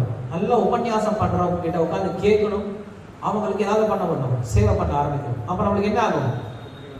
வளர ஆரம்பிக்கும். நல்ல பிசினஸ் பண்ணும் அப்படின்னு நினைச்சா என்ன பண்ணும்? நல்ல பிசினஸ் பண்றவங்களை சேர்ந்தா நம்மளுக்கு நல்ல பிசினஸ் கிடைக்கும் இல்லையா? நமக்கு அந்த வாய்ப்பு கிடைக்கும். ஸோ அப்ப நாம் எந்த மாதிரி குணத்தை வளர்த்து நினைக்கிறோம் என்ன பண்ணும்? அவங்களோட சேர ஆரம்பிக்கும். ஸோ அது போல நாம் சத்துவகுணத்தை வளர்த்துக்கணும் அப்படின்னு என்ன பண்ணணும்? நம்ம சத்துவகுணத்தை உடைய நபர்களோட சேர ஆரம்பிக்கணும் அப்படின்னு சொல்றார். இதுதான் நம்மளுக்கு என்ன சொல்றாரு அப்படின்னா 14ஆம் அத்தியாயம் சொல்லி சொல்றாரு. இதுக்கு இன்னொரு வகையான வழியும் சொல்றாரு. என்ன வழி அப்படின்னா ஜென்ம ஜாயமான காலகடாட்சம் அப்படின்னு ஒரு வழி சொல்றார். அப்படின்னா ஒருவனுக்கு பிறக்கும் பொழுதே ஒரு குணமானது நிர்ணயிக்கப்பட்டுடுச்சு. எல்லாருக்கும் ஒரு குணம் நிர்ணயிக்கப்பட்டிருக்கு. அந்த குணத்துக்கு ஏற்றார் போல நம்மளுக்கு பிறப்பு கொடுக்கப்பட்டிருக்கு. கிருஷ்ணர் நம்மள ஏதோ ஓகே நீ இந்த குடும்பத்தில் பிறந்துரு, நீ இந்த குடும்பத்தில் பிறந்து நம்மளை பிறக்க வைக்கல, சான்ஸ் இல்லை இல்லையா? ஏன்னா கிருஷ்ணர் ஏதோ குழுக்கள் முறையில் ஓகே குழுக்கள் போட்டு நீ இந்த குடும்பத்துக்கு போ, நீ இந்த குடும்பத்துக்கு போ, நீ இந்த குடும்பத்துக்கு போன்னு நம்மளை பிறக்க வைக்கல. நம்மள ஒரு குடும்பத்தில் பிறக்க வச்சிருக்காருன்னா காரணம் என்னது? நமக்கு அந்த குணம் இருக்கு. நம்மளுக்கு தமோ குணம் இருக்கிறதுனால அந்த குணத்தை உடைய குடும்பத்தில் என்ன பண்றோம்? போய் பிறக்கிறோம். நமக்கு ரஜோகுணம் இருக்கும் போது அந்த குணத்தை உடைய குடும்பத்தில் போய் பிறக்கிறோம். ஏன்னா அந்த குடும்பத்துக்கு போனதை என்ன பண்ண முடியும்? நம்ம ரஜோகுணத்தை நம்ம அனுபவிக்க முடியும், வளர்த்துக்க முடியும். மாத்தி போட்டா பிரச்சனை தான் வரும். ஸோ கிருஷ்ணன் என்ன பண்ற? உதவி பண்றார். அப்போ உனக்கு தமோ குணம் இருக்கும் போது தமோ குணத்தை செய்யக்கூடிய ஒரு கம்யூனிட்டியில அந்த குணத்தை என்ன பண்றாங்க? நம்மளுக்கு போய் பிறப்பு கொடுக்குறாரு. நமக்கு ரஜோகுணம் இருக்கும் போது அந்த சமூகத்துல, அந்த சமுதாயத்துல, அந்த குடும்பத்துல என்ன பண்றாங்க? நம்மளுக்கு பிறவை கொடுக்குறாங்க. நமக்கு சத்துவகுணம் இருக்கும் பொழுது என்ன பண்றாங்க? நம்மளுக்கு அந்த குடும்பத்துல என்ன பண்றாங்க? கொண்டு போய் பிறக்க வைக்கிறான்னு சொல்றாங்க. ஸோ அப்ப நம்முடைய பிறப்புல இருந்து என்ன ஆகுது? நம்முடைய குணம் அப்படிங்கிறது வளர ஆரம்பிக்குது. நம்ம பிறந்த பின்னாடி நம்ம குணத்தை வளர்த்துக்க முடியும், மாற்றிக்க முடியும். ஒருத்தன் ரஜோகுணத்துல பிறந்தா அவனே ரஜோகுணத்துல இருக்கணும் அப்படின்ற அவசியம் கிடையாது. அவன் என்ன பண்ணலாம்? சத்துவகுணத்துக்கும் வர முடியும். ஆனா உதாரணம் சொல்றாரு, ஒருவனுடைய பிறப்புல இருந்து அவனுடைய குணமானது என்ன ஆகுது? நிர்ணயிக்கப்படுது. அப்ப அந்த குணத்தை என்ன பண்ணும்? ஒருத்தர் யூஸ் பண்ணணும். இப்ப அர்ஜுனனுக்கு என்ன குணம் இருந்தது? ரஜோகுணம் அதிகமா இருந்தது. காரணம் என்னது? அவன் க்ஷத்திரியனா இருந்தான். அப்ப அந்த ரஜோகுணத்தை என்ன பண்ண? அவன் கிருஷ்ணனுடைய சேவையில உபயோகப்படுத்த ஆரம்பிச்சான். அர்ஜுனன் ரஜோகுணத்தில் இருந்தான்னு சொல்ல முடியாது. அர்ஜுனன் வந்து தூய பக்தன் இல்லையா, அவன் முக்குணங்களுக்கு அப்பாற்பட்டு இருந்தான். பட் இருந்தாலும் அவங்க உதாரணம் காட்டுறாரு. ஒருத்தன் சத்திரியனா பிறந்தான் அப்படின்னா அந்த சத்திரியனுக்கு என்ன குணம் இருக்கும்? ரஜோ குணம் அதிகமா இருக்கும். அப்ப என்ன பண்ண அந்த சத்திரியன் அந்த ரஜோ குணத்தை என்ன பண்ணும்? பகவானுடைய சேவையில் ஈடுபடுத்தும். இப்படி ஒவ்வொருத்தரும் என்ன பண்றாங்க? ஒவ்வொரு குணத்தோட பிறக்கிறாங்க. அப்ப என்ன பண்ணும்? அந்தந்த குணத்துக்கு ஏற்றாப்புல என்ன பண்ணும்? அவங்க கிருஷ்ணருக்கு சேவை பண்ண ஆரம்பிக்கணும். ஒரு குணத்துல பிறந்துட்டு இன்னொரு குணத்துல நம்ம என்ன பண்ண முடியாது? சேவையை செய்ய முடியாது. கிருஷ்ணர் பகவத்கீதையில ஆரம்பத்துல அதான் சொல்லி கொடுத்துட்டு இருக்காரு. நீ சத்திரியனா அந்த என்ன பண்ணு? சத்திரியனாவே இருந்து சேவை பண்ணு. நீ என்ன பண்ணாத? பிராமணனா மாறி சேவை பண்றதுக்கு முயற்சி பண்ணாரு. சேவை அப்படிங்கிறது எல்லாத்துக்கும் சமம் தான். அது வைஷ்ணவ குணம். அப்படி இருக்கும்போது நீ வந்து என்ன பண்ணாத? காட்டுக்கு ஓடி போய் நான் தபஸ்யம் பண்றேன், நான் பிச்சையா எடுத்து வாழ்றேன், அது உனக்கு சாத்தியம் கிடையாது. நீ என்ன பண்ண? சத்திரிய குடும்பத்துல பிறந்திருக்க, உன்னுடைய தர்மத்தை செய். உன்னுடைய தர்மத்தினாலே நீ என்ன பண்ணலாம்? பகவானை திருப்திப்படுத்த முடியும். அப்படிங்கிற விஷயம் தான் நம்மளுக்கு பகவத்கீதை முழுவதும் சொல்லிக் கொடுக்கக்கூடிய விஷயம். ஏன்னா ஒருத்தருடைய நேச்சர் நம்ம மாத்திட்டோம் அப்படின்னா பெரிய குழப்பம் வந்துடும் சமுதாயத்தில். அவர் என்ன பண்ண முடியாது? இந்த நேச்சரை விட்டு அந்த நேச்சருக்கு போனார் அப்படின்னா இதையும் சரியா செய்ய முடியாம அதையும் சரியா செய்ய முடியாம ரெண்டையும் விட்டு குழம்பிட்டு தான் இருப்பார். அப்ப என்ன பண்ணும்? அவங்களுடைய நேச்சருக்கு கேட்டார்கள் என்ன பண்ணும்? சேவை அப்படிங்கிறது செய்ய வைக்கணும் அப்படின்றத பகவத்கீதையுடைய ஆரம்பத்தில் பார்த்துட்டு இருக்கும். அப்ப இந்த ஜென்ம கடாட்சம் அப்படிங்கிறது எப்ப கிடைக்குது? எப்படி ஒருத்தருக்கு கிடைக்குது? பிறப்புல இருந்தே ஒருத்தருக்கு எப்படி நல்ல ஜென்மம் எப்படி கிடைக்குது அப்படின்னா அதுக்கு அடுத்த சொல்றாரு பகவானுடைய கிருபா கடாட்சம் அப்படின்னு சொல்றாரு. பகவானுடைய கிருப்பையினால ஒருத்தனுக்கு நல்ல ஜென்மம் அப்படின்னு சொல்லி சொல்றாரு. ஒருத்தனுக்கு பகவானுடைய கிருப்பை எப்படி கிடைக்கும் அப்படின்னா அவனுக்கு அந்த அளவுக்கு என்ன இருக்கு? கர்மா இருக்கு. பூர்வ ஜென்மத்தினுடைய கர்மா இருக்கா என்ன பண்றாரு? பகவான் அவனை கொண்டு போயிட்டு அந்த இடத்துல வைக்கிறான்னு சொல்லி சொல்றாரு. அவனுக்கு எப்படி அப்படிப்பட்ட நல்ல கர்மா கிடைச்சது அப்படின்னா அவனுக்கு இருக்கக்கூடிய மிக முக்கியமான ஒரு விஷயம் என்ன அப்படின்னா மிக முக்கியமான ஒரு ரகசியமான விஷயம் சொல்றாரு. இது வந்து விஸ்வநாத் சக்கரவர்த்தி சொல்றார். பக்தனுடைய சங்கம் இல்ல பக்தனோட சேர்ந்ததுனால கிடைச்ச அக்ஞான சுக்ருதி அப்படின்னு சொல்றாரு. அக்ஞான சுக்ருதியினால ஒருத்தனுடைய கர்மமானது என்ன ஆகுது? நல்ல கர்மமானது அதிகமாக ஆரம்பிக்குது. எப்ப ஒருத்தனுக்கு இந்த நல்ல கர்மமானது அதிகமாக ஆரம்பிக்குதோ அவன் என்ன பண்றான்? நல்ல பிறவியோ இல்ல நல்ல சத்சங்கத்துக்கோ வரான். நல்ல சத்சங்கத்துக்கு வரதுனால சத்வகுணம் அதிகமாகுது. நல்ல சத்வகுணம் அதிகமாகிறதுனால அவனுக்கு ஞானம் புரிய ஆரம்பிக்குது. எப்ப ஞானத்தை புரிஞ்சுக்கணும் அவன் என்ன பண்றான்? ஞானா மோக்ஷா சொல்லி சொல்றேன். இதெல்லாம் படிக்கட்டு படிக்கட்டா சொல்லி கொடுக்குறாரு. இத்தனை படிக்கட்டு இருக்குன்னு சொல்லி சொல்றது. இந்த படிக்கட்டை கொஞ்சம் மாத்தி பாருங்க. ஃபர்ஸ்ட் நம்ம என்ன சொன்னோம்? ஃபர்ஸ்ட் படிக்கட்டு ஆரம்ப நிலை படிக்கட்டு. ஆரம்ப படிக்கட்டு சொன்னோம். ஒரு பக்தனோட சேர்க்கையினால கிடைக்கக்கூடிய நல்ல அக்ஞாத சுக்ருதி. நமக்கு தெரியாம என்ன பண்றோம்? நம்ம நிறைய புண்ணிய காரங்கள்ல ஆன்மீக காரியங்கள் ஆன்மீக புண்ணியத்தை என்ன பண்றோம்? சேர்த்துக்க ஆரம்பிக்கிறோம். ஆன்மீக புண்ணியங்களை சேர்த்துக்கிறோம். அதன் மூலியமா நமக்கு என்ன கிடைக்குது? பகவானுடைய கருணை கிடைக்குது. பகவானுடைய கருணையினால் நம்மளுக்கு நல்ல ஜென்மமோ இல்லை நல்ல ஒரு பக்தனுடைய சங்கமோ கிடைக்குது. அதன் மூலியமா சத்துவகுணம் வளருது. சத்துவகுணத்தினால ஞானம் பிறக்குது. ஞானத்தினால ஒருத்தன் மோட்சம் போறான். இப்படி என்ன ஆகுது? படிக்கட்டு சொல்லி கொடுக்குறாரு. இதே டிஃப்ரெண்ட் படிக்கட்டு எடுத்துவாங்க. சம்சாரம் அப்படிங்கிறது படிக்கட்டு எடுத்துக்கோங்க. என்னென்ன படிக்கட்டு? பிரயோஜனமே இல்லாத நம்மளோட சேர்க்கை. அதனால நம்ம பிரயோஜனமே இல்லாத காரியங்களை செய்ய ஆரம்பிக்கிறோம். அதனால என்ன பண்றோம்? கர்மத்தை வளர்த்துக்கிறோம். அந்த கர்மத்தினால மறுபடியும் என்ன பண்றோம்? பிரயோஜனமே இல்லாத மறுபடியும் அசத் சங்கத்துல போய் சேர்றோம். அதனால ரஜோகுண தமோகுணங்கள் அதிகமாகுது. அதனால அக்ஞானம் பிறக்குது. அக்ஞானத்தால மறுபடியும் என்ன பண்றோம்? சம்சாரத்தில் விழுந்துடும். அப்ப எல்லாத்துக்கும் மூல காரணம் எங்க இருக்கு? நம்ம எப்படிப்பட்ட சங்கத்தில் இருக்கும், எப்படிப்பட்ட செயல்பாடுகளை பண்றோம்.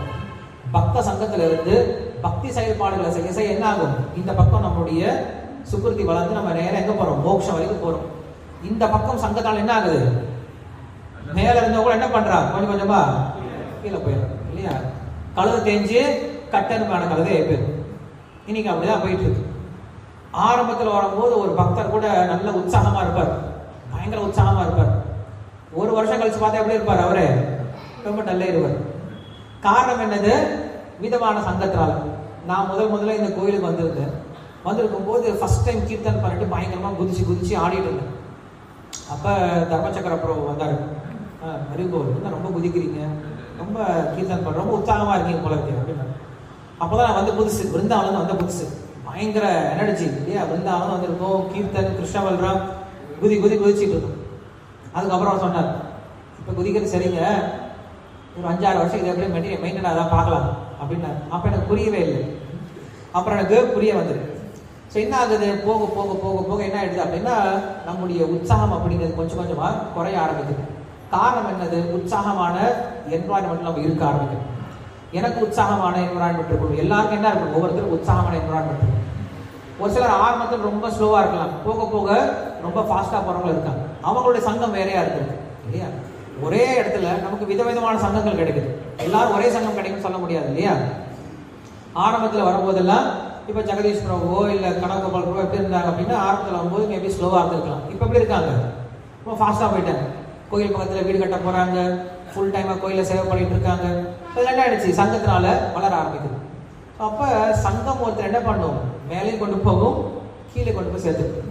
ஸோ அப்போ இந்த சங்கம் அப்படிங்கிற நம்ம யாரோட சங்கம் வச்சுக்கிறோம் அப்படிங்கிற முக்கியம். நம்மளுடைய பக்தியை வளரக்கூடிய அதிகப்படுத்தக்கூடிய சங்கம் அப்படிங்கிற நம்மளுக்கு ரொம்ப ரொம்ப முக்கியம் அப்படின்னு சொல்லி சொல்றோம். ஸோ இந்த சங்கத்துல இருந்தா எல்லாம் தோன்றுது அப்படின்னு சொல்லி சொல்லும் போது நமக்கு இதுக்கு செய்ய வேண்டிய விஷயம் ஒன்னே ஒண்ணுதான். என்னது, நாம நல்ல பக்தரை தேர்ந்தெடுத்து அவரோட என்ன பண்ண நம்ம சங்கத்தை வளர்த்துக்க முயற்சி பண்ணும் அப்படிங்கிறது முக்கியம். இப்ப நம்ம யாருடைய சங்கத்தை எடுத்துக்கிறோம், எந்த மக்களுடைய சங்கத்தை எடுத்துக்கிறோம் தினசரி? நமக்கு யாராவது ஃபிக்ஸ்டா இருக்கா?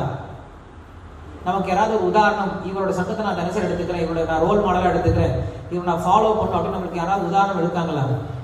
இல்ல அப்படின்னா நம்ம ரொம்ப ஆபத்தான சிச்சுவேஷன்ல இருக்கோம் அப்படின்னு அர்த்தம். நம்ம பார்க்கறதுக்கு, நாம் ஃபாலோ பண்றதுக்கு, நம்ம கைட் பண்றதுக்கு, நம்மளை கேர் எடுத்துக்கிறதுக்கு ஒருத்தர் இல்லை அப்படின்னா என்ன அர்த்தம், நம்ம ரொம்ப ஆபத்தான சிச்சுவேஷன் இருக்கும். ஸோ நமக்குன்னு ஒருத்தர் இருக்காரு, நம்மை கைட் பண்ண முடியும், நாம் எந்த சந்தேகமாக இருந்தாலும் அவர்கிட்ட கேட்டு தெரிஞ்சுக்க முடியும், நாம் அவரை பார்த்து என்ன பண்ண முடியும், அவரை போல நம்மளும் வளர முடியும் அப்படின்னு ஒருத்தர் இருந்தால் நம்ம என்ன பண்ணலாம், ரொம்ப சேஃபான பொசிஷன்ல இருக்கும் அப்படின்னு அர்த்தம். ஸோ இதை நம்ம என்ன பண்ணணும், முதல்ல தேர்ந்தெடுக்க முயற்சி பண்ணணும். இதை நம்ம போன வாரம் பேசிட்டு இருக்கோம் இல்லையா, ஞாபகம் இருக்கு நினைக்கிறேன், டிவோட்டி கேர் சிஸ்டம் அப்படின்னு பேசிட்டு இருந்தோம். அந்த விஷயத்தை இன்னைக்கு மத்தியானம் மேபி பல்ராம் பிரபு மறுபடியும் பேசுவார். ஸோ இதான் சங்கம் அப்படிங்கிறது ரொம்ப ரொம்ப முக்கியம் அப்படிங்கிற விஷயம் தெரிஞ்சுக்கணும். ஸோ இது நமக்கு 14ஆம் அத்தியாயத்தில் சொல்லப்படுது. ஸோ இதுக்கு எல்லாத்துக்கும் காரணம் என்ன அப்படின்னா நம்ம குணசேர்க்கை அப்படின்னு பார்த்துட்டோம் இல்லையா. குணசேர்க்கையினால தான் எல்லாம் தோன்றுது அப்படின்னு சொல்லி இதுக்கு தான் பஞ்சாக்னி வித்யை அப்படின்னு சொல்றது உண்டு. பஞ்சாக்னி வித்யை அப்படின்னு சாந்தோக்கிய உபனிஷத்தை சொல்லுவாங்க. இந்த பஞ்சாக்னி வித்யை அப்படிங்கிறது ரொம்ப ரகசியமானது. இந்த வித்தியை ஒருத்தர் புரிஞ்சுக்கிட்டான் அப்படின்னா என்ன பண்ணலாமா, மோட்சம் போகலாம் அப்படின்னு சொல்றாரு. கிருஷ்ணர் என்ன பண்றார், போர்களெல்லாம் முடிஞ்சது, குருக்ஷேத்திர போர்லாம் முடிஞ்சது என்ன பண்றாரு, அவர் ரதத்துல ஏறி ஊருக்கு கிளம்பிட்டு இருக்கார், துவாரகைக்கு போயிட்டு இருக்கார். போயிட்டு இருக்கோம், நடுவில் ஒரு பிராமணன் நிறுத்திட்டார் கிருஷ்ணர், உதங்கர் அப்படின்னு ஒரு பிராமணன் நிறுத்திட்டார். அன்னைக்கெல்லாம் அவங்களுக்கு அவ்வளோ சக்தி இருந்துச்சு. பிராமணனுக்கு என்ன சக்தி இருந்துச்சு அப்படின்னா, நீ எவ்வளோ பெரிய ஆளாக என்ன பண்ணுவாங்க, நிறுத்தி வச்சு ரோட்லயே கேள்வி கேட்டுருவாங்க. அவங்க கழுத்தை பிடிச்சி கேள்வி கேட்குற அளவுக்கு அவங்க சக்தியாக இருந்துச்சு அன்னைக்கு. ஏன்னா அவங்க அவ்வளோ தூய்மையாக இருந்தாங்க, அவ்வளோ பட்சமையோடு இருந்தாங்க. ஆனால் அவங்களுக்கு அவ்வளோ உரிமை கொடுக்கப்பட்டது. இன்னைக்கு அந்த உரிமை எதிர்பார்க்கக்கூடாது. ஏன்னா நமக்கு என்ன கிடையாது, தூய்மையும் கிடையாது, பட்சமையும் கிடையாது, குணங்களும் கிடையாது. நம்ம குணங்கள் இல்லாமல் அந்த உரிமை நம்மளுக்கு கொடுக்க மாட்டாங்க. ஸோ அப்படி இருக்கும்போது அவர் உதங்கர் என்ன பண்றாரு, நிறுத்தி கேட்கிறார், கிருஷ்ணன் நிறுத்தி கிருஷ்ணா எங்க கிளம்புற போகும்போது எங்க போறேன்னு கேட்கிறாரு இல்லையா. கேட்கிறாரு, கிருஷ்ணன் சொல்றாரு, நான் எங்கம்மா போவேன், நான் என் ஊருக்கு தான் போறேன், துவாரகைக்கு தான் போறேன். அவன் என்ன விஷயமா வந்த, போருக்காக வந்தேன். என்ன போர், தர்மத்துக்கும் அதர்மத்துக்கும் போர் நடந்தது. யார் இதுல தர்மவாதிகள், யார் அதர்மவாதிகள்?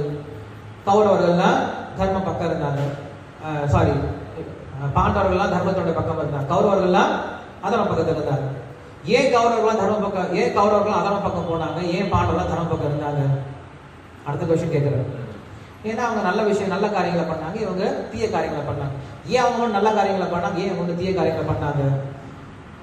இவருக்கு தெரிஞ்சு போச்சு, இவர் என்ன கொஸ்டின் கேட்க வரான்னு தெரிஞ்சு போயிடுச்சு. அவர் என்ன பண்ணாரு, சரி கிருஷ்ணன் சொல்லிட்டாரு, எனக்கு டைம் இல்லை, நான் கிளம்புறேன்னு சொல்லிட்டு போயிட்டாரு. ஸோ எந்த கொஸ்டின்லாம் பதில் சொல்ல முடியாது, அதுக்கப்புறம் உதங்கருடைய வியாக்கியானம் சொல்லிடுவாங்க, உதங்க பிரச்சனை சொல்லிடுவாங்க. கேள்விக்கு பதில் இல்லாத போது என்ன சொல்லிடுவாங்க, இது உதங்கர் கேள்வின்னு சொல்லிடுவாங்க. ஸோ கிருஷ்ணன் என்ன பண்ணல, பதில் சொல்லாம அவரோட கிளம்பி போயிட்டார். அதுக்காக பதில் இல்லைன்னு கிடையாது, நிறைய பதில் இருக்கு. அதுக்கப்புறம் பக்கமா நம்மளுக்கு வியாக்கியானங்கள் கொடுக்கப்பட்டிருக்கு. ஏன் இந்த மாதிரி நடந்தது, ஏன் ஒருவன் புண்ணிய காரியங்களை பண்றான், ஏன் ஒருவன் பாப காரியங்களை பண்றான், ஏன் ஒருவனை பகவான் அதுல பிரயத்தனம் பண்றார், ஏன் ஒருவன் பகவான் இதனால் பிரயத்தனம் பண்றார் அப்படின்றதுக்கெல்லாம் நிறைய அர்த்தங்களை சொல்லி கொடுத்துருக்காரு. ஸோ பகவான் சொன்னோம் அப்படின்னா இந்த லைட்டு மாதிரி சொல்லாமே, லைட் என்ன பண்ணும் அப்படின்னா யார் என்ன பண்ணாது, இன்ஸ்பயர் பண்ணாது. லைட்டு கீழே உட்காந்து என்ன பண்ணலாம், பகவத்கீதையும் படிக்கலாம், லைட்டு கீழே உட்காந்துட்டு சீட்டும் ஆடலாம் இல்லையா. ரெண்டுக்கு என்ன பண்ணும், லைட்டு ஹெல்ப் பண்ணும். லைட் அன்னைக்கு வந்து சொல்லாது, நீ பகவத்கீதை படிக்க சொல்லுமா, லைட்டு சொல்லாது. நீ சீட்டாளான்னு சொல்லி சொல்லுமா, சொல்லாது. அது என்ன பண்ண, ரெண்டு பேருக்குமே நியூட்ரலா இருந்து ஹெல்ப் பண்ணிட்டு, நீ இந்த பக்கம் போறியா, இதுக்கும் நான் ஹெல்ப் பண்றேன், இதுக்கு போறியா, இதுக்கும் ஹெல்ப் பண்றேன், பட் இதுக்கு போனா நல்லது அப்படின்னு சொல்லிடும், ஒரு வார்த்தை சொல்லிடும். சொல்றது முக்கியம் இல்லையா? லைட் என்ன பண்ண, பகவான் என்ன பண்றார், லைட் மாதிரி ஒன்றும் பேசாம இருக்க போறது கிடையாது. அவர் என்ன பண்றாரு, சாஸ்திரத்தில் சொல்லிட்டார், அப்பா இந்த பக்கம் போனா இந்த வழி, இந்த பக்கம் போனா இந்த பிரச்சனை, நீ முடிவு பண்ணிக்கோ. கிருஷ்ணர் அப்படிதான் முடிக்கிறார் பகவத்கீதையை. யதா இச்சசி ததா குரு. 18 அத்தியாயம் சொல்லி முடிச்சிட்டார். சொல்லி முடிச்ச உடனே அர்ஜுனுக்கு பெரிய கவலை, இப்ப எதை ஃபாலோ பண்றது அப்படின்ட்டு.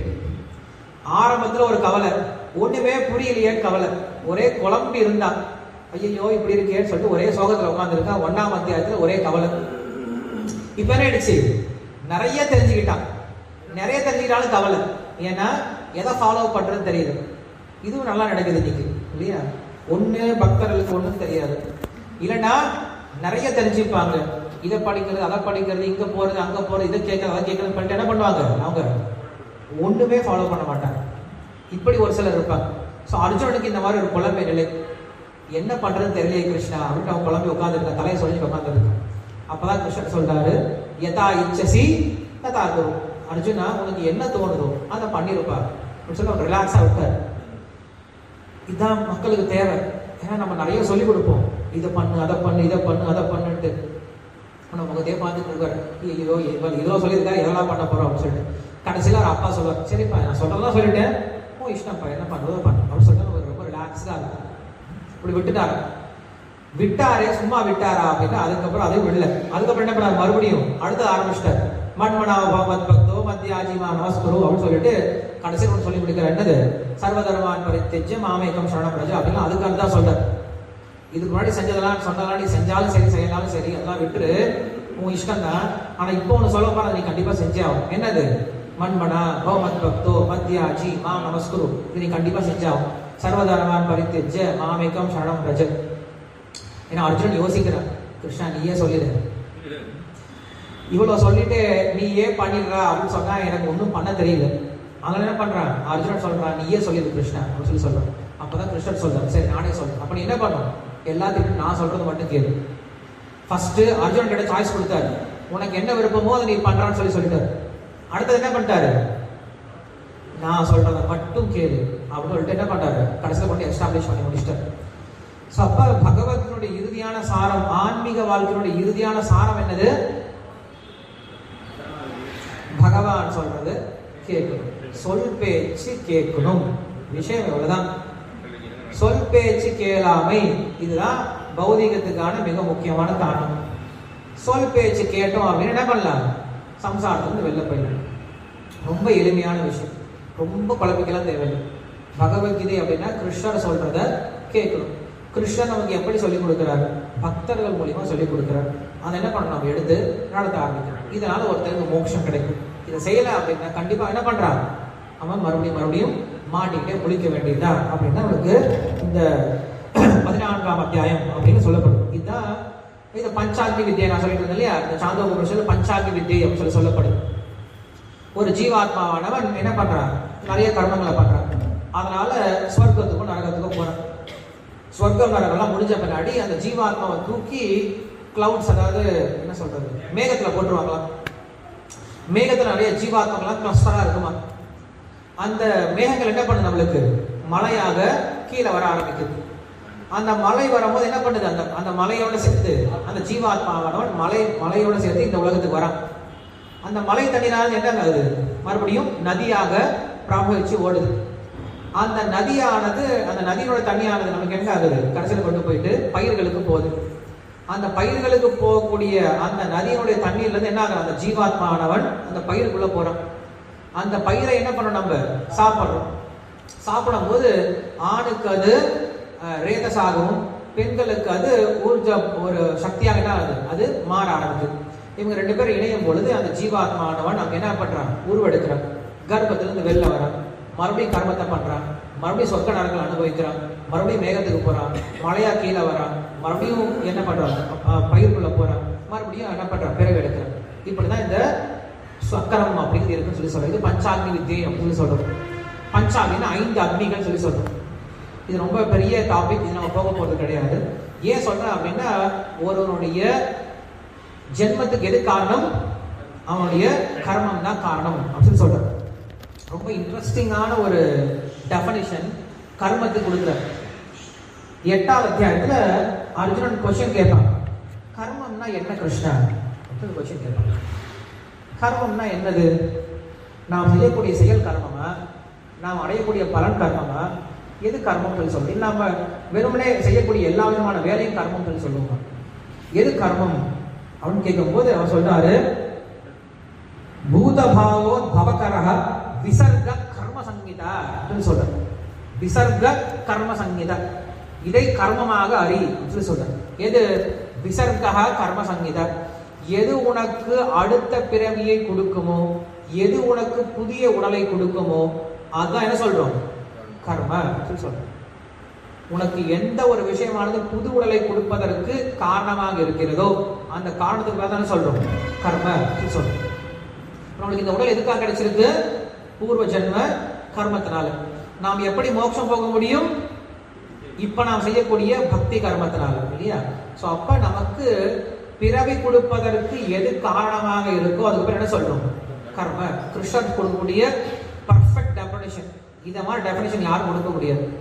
விசர்கா கர்ம சங்கீதா, இதனால ஞாபகம் டெஃபினிஷன். சோ இப்படி இந்த 14ஆம் அத்தியாயம் 13, 14 இந்த 2 அத்தியாயங்களை பிரிச்சுக்கலாம். இந்த 13, 14 அப்படிங்கிறது நமக்கு முக்குணங்களை பற்றியும், இந்த முக்குணங்கள் இருந்து ஒருவன் எவ்வாறு விடுபடுவது அப்படிங்கிற விஷயத்தையும் சொல்லக்கூடியது இந்த 2 அத்தியாயங்கள் அப்படின்னு சொல்றோம். 2ஆம் அத்தியாயத்துல பேசுற விஷயத்தை இந்த 13, 14 அப்படின்ற இந்த 2 அத்தியாயத்தை பேசி முடிக்கிறார் கிருஷ்ணர் பேசுறார். அடுத்தது வரது என்னது நம்மளுக்கு? 15வது அத்தியாயம். 15வது அத்தியாயம் என்னது? புருஷோத்தம யோகம், இல்லையா? ரொம்ப முக்கியமான ஒரு அத்தியாயம். இந்த அத்தியாயத்தோட கிருஷ்ணர் என்ன பண்ணுவார் அப்படின்னா, தன்னை பத்தி பேச நிறுத்திடுவார். கிருஷ்ணர் தன்னை பத்தி எங்க ஆரம்பிச்சார்? 7ஆம் அத்தியாயத்தில் ஆரம்பிச்சார். 7ஆம் அத்தியாயத்தில் தன்னை பத்தி பேச ஆரம்பிச்சார். அதுக்கப்புறம் தன்னை பற்றியே பேசிட்டு இருந்தார். 12ஆம் அத்தியாயம் வரைக்கும் தன்னை பத்தி பேசினார். பேசி முடிச்சு அதுக்கப்புறம் என்ன பண்ணாரு? நடுவில் திடீர்னு அர்ஜுனன் கேள்வி கேட்டான். ஏன்னா ஏதோ கிருஷ்ணர் சொன்னாரு பிரகிருதி புருஷன் ஏதோ சொன்னா அர்ஜுனன் என்ன பண்ண நடுவில் கேள்வி கேட்டான். நடுவில் கேள்வி கேட்டா நம்மள மாதிரி சொல்ல மாட்டோம். கொஸ்டினை கடைசியாக கேளுங்கன்னு சொல்லி கிருஷ்ணன் என்ன பண்ணுவார்? தட்டி கழிக்க மாட்டார். அவன் கொஸ்டினுக்கு பதில் சொல்லிட்டு அதுக்கு அடுத்த டாபிக் போவார். ஸோ அப்போ கிருஷ்ணன் என்ன பண்ணிட்டு இருந்தார்? தன்னை பற்றி பேசிட்டு வந்துட்டு இருந்தாரு. திடீர்னு ஒரு ஃப்ளோ கட் ஆனது. அர்ஜுனன் கேள்வி கேட்டான், அந்த கேள்விக்கு பதில் சொன்னார். மறுபடியும் என்ன ஆகுது? ஃப்ளோ இப்போ கண்டினியூ ஆகுது. ஃப்ளோ எங்கேருந்து கண்டினியூ ஆகுது? கிருஷ்ணன் தன்னை பற்றி பேசினார் இல்லையா, தன்னுடைய பரத்துவத்தை பற்றி பேசிட்டு இருந்தார் இல்லையா, அந்த பரத்துவத்தை பண்ணாரு. இப்போ மறுபடியும் எங்க கண்டினியூ பண்ண ஆரம்பிக்கிறோம். இந்த கண்டினியூஷன் என்ன சொல்றோம்? 15ஆம் அத்தியாயம். இந்த 15ஆம் அத்தியாயத்துல என்ன சொல்ல வரா அப்படிங்கிறத பார்க்கலாம். புருஷோத்தம யோகம் சொல்லி சொல்றோம். அச்சின் மிஸ்ராத் விசுத்தஸ்ச சேதனாத் புருஷோத்தமஹ வியாபனாத் பரனாத் ஸ்வாம்யாத் அன்ய பஞ்சதசோதிதஹ. இது 15ஆம் அத்தியாயத்தில் பேசப்பட்ட விஷயம். என்னன்னது? அச்சின் மிஸ்ராத் விசுத்தாஸ்ச சேதனாத் புருஷோத்தமஹ. பகவான் புருஷோத்தமன் அப்படின்னு சொல்றோம். புருஷர்களில் உத்தமமானவன் சொல்லி சொல்றோம். புருஷர்களில் அப்படின்னா என்ன அர்த்தம்? பல புருஷர்களில் உத்தமமானவன் அப்படின்னு அர்த்தம். பல புருஷர்கள்லாம் யாரு? பல புருஷர்கள்லாம் என்ன சொல்றோம் அப்படின்னா, ஒன்று அபுருஷன், இன்னொன்று புருஷன், இன்னொன்று உட்புருஷன், 4வது உத்தர புருஷன். இந்த 4 புருஷர்களை காட்டிலும் உத்தமனாக இருப்பதால் அவனுக்கு பேரு புருஷோத்தமன் சொல்றோம். இந்த 4 புருஷர்கள் யாரு? ஒன்று அபுருஷன். அபுருஷன் அவன் புருஷனே கிடையாது. யார் அது? பிரகிருதி. பிரகிருத்தின்றவன் புருஷன் கிடையாது. அவனுக்கு என்ன கிடையாது? எந்த விதமான உணர்வும் கிடையாது. ஸோ அவங்க பேர் என்னது? பிரகிருதிக்கு பேரு அபுருஷன் சொல்லி சொல்றோம். புருஷன் அற்ற நிலை அபுருஷன், பிரகிருதி. 2வது யாரு? புருஷன். புருஷனா யாரு? நம்ம எல்லாரும் தான், இல்லையா? புருஷனா கணவன் வச்சுக்காதீங்க. புருஷன் அப்படின்னா புறா அப்படின்ற நாடிக்கு பக்கத்துல ஒருத்தன் உட்கார்ந்து இருக்கிறான், அவனுக்கு பேர் என்னது? புருஷன் சொல்லி சொல்றோம். நம்ம இதயத்துல புறா அப்படின்ற ஒரு நாடி இருக்கான். அந்த நாடிக்கு பக்கத்துல ஜீவாத்மா இருந்துட்டு இருக்குமா. ஸோ அந்த ஜீவாத்மா அந்த புராண நாடிக்கு பக்கத்தில் இருக்கிறனால அதுக்கு பேர் என்னது? புருஷன். எல்லாரும் புருஷர்கள் தான். இங்க பேதம்லாம் கிடையாது. ஆண் ஜாதி பெண் ஜாதி அப்படின்ற பேதம்லாம் நம்மளுக்கு கிடையாது இல்லையா? ஒரு சிலர் சொல்லுவாங்க இந்த உலகத்துல ஜாதியே கிடையாது, இந்த உலகத்துல ரெண்டே ஜாதி தான், ஒன்று ஆண் ஒன்று பெண் அப்படின்னு சொல்லுவாங்க. பட் சாஸ்திர பரவா என்ன சொல்றாங்க? அது கூட கிடையாது. எல்லாரும் ஒரே ஜாதி தான். இல்லை, எல்லாருமே ஜீவாத்மா, எல்லாரும் பகவானுடைய அம்சம், எல்லாரும் பகவானுடைய சேவகர்கள் அப்படின்னு ஒரே ஒரு ஜாதி தான். ஜாதி இரண்டொழிய வேறில்லை சாற்றிங்கால் இட்டார் பெரியோர் இடாதோர் இடிகுலத்தோர் சொல்லி சொல்றது, பட்டாங்கில் உள்ள அப்படின்னு சொல்லி சொல்றது இல்லையா? இன்னைக்கு நம்ம இதெல்லாம் யாரும் சொல்லிக் கொடுக்கறதே கிடையாது பசங்களுக்கு. பசங்களுக்கு இன்னைக்கு சொல்லிக் கொடுக்கறது ரெண்டு ஜாதி. ஒன்று தயிர் சாதம், இன்னொன்று என்ன சொல்றது, இன்னொன்று ஹீரோ இல்லையா? ஒன்று தயிர் சாதமா இருக்கணும், ஒண்ணுமே தெரியாம தண்டத்துக்கு இருக்கணும். இன்னொருத்த எப்படி இருக்கான், எல்லாத்தையும் மேய்ச்சிக்கிட்டு இருக்கக்கூடிய என்ன பேர் சொல்லுவாங்க? அதுக்கு ஆப்போசிட் என்ன பேர் சொல்லுவாங்க? ஏதோ ஒன்று பேர் வச்சுக்கிறோம் இல்லையா? ஒன்றும் பிரயோஜனமே இல்லாதவன், இன்னொன்று சூப்பர் அப்படின்னு ரெண்டே பேர் தான் வச்சிருக்கு. நம்மளுக்கு இது யாரும் சொல்லிக் கொடுக்கறது கிடையாது. ஸோ அப்படி இங்க 4 விதமான ஜாதியை பற்றி சொல்றார். ஒன்று 4 விதமான பிரிவுகளை பற்றி சொல்றார். ஒன்று அபுருஷன், அபுருஷன்னா பிரகிருதி. ரெண்டாவது புருஷன், புருஷன்னா இங்க இருக்கக்கூடிய ஜீவாத்மாக்கள். மூன்றாவது என்னது? உட்புருஷன், இந்த ஜீவாத்மாவுக்குள்ளார உயர்ந்த புருஷன். யார் அது? முக்தி பெறக்கூடிய ஆத்மா. அது பேர் முக்தன் அப்படின்னு சொல்றோம். ஸோ முக்தன்றவன் இந்த ஆத்மாக்களை காட்டில் நம்மை காட்டில் எப்படி இருக்கான்? உயர்ந்தவனா இருக்கான். ஆனால் அவனுக்கு பேர் உட்புருஷன் அப்படின்ட்டு ஃபர்ஸ்ட் டிகிரி வந்து கொடுக்குறாரு. இங்கிலீஷ்ல 3 டிகிரி இருக்கும் இல்லையா? என்னது? கம்பேரேட்டிவ், சூப்பர்லேட்டிவ், ஃபர்ஸ்ட் வருது இம்பரேட்டிவா, காசிட்டிவா, பாசிட்டிவா, பாசிட்டிவா, காவா பாவா, பாசிட்டிவ், பாசிட்டிவ், கம்பேரேட்டிவ், சூப்பர்லேட்டிவ் இல்லையா? இதை என்ன சொல்றாரு? உட்புருஷ, உத்தர புருஷ, உத்தம புருஷ சொல்லி சொல்றாரு. இதுல உட்புருஷன் யாரு அப்படின்னா இந்த உலகத்திலிருந்து மோட்சம் அடையக்கூடிய ஜீவாத்மாக்களை உட்புருஷன், பாசிட்டிவ்.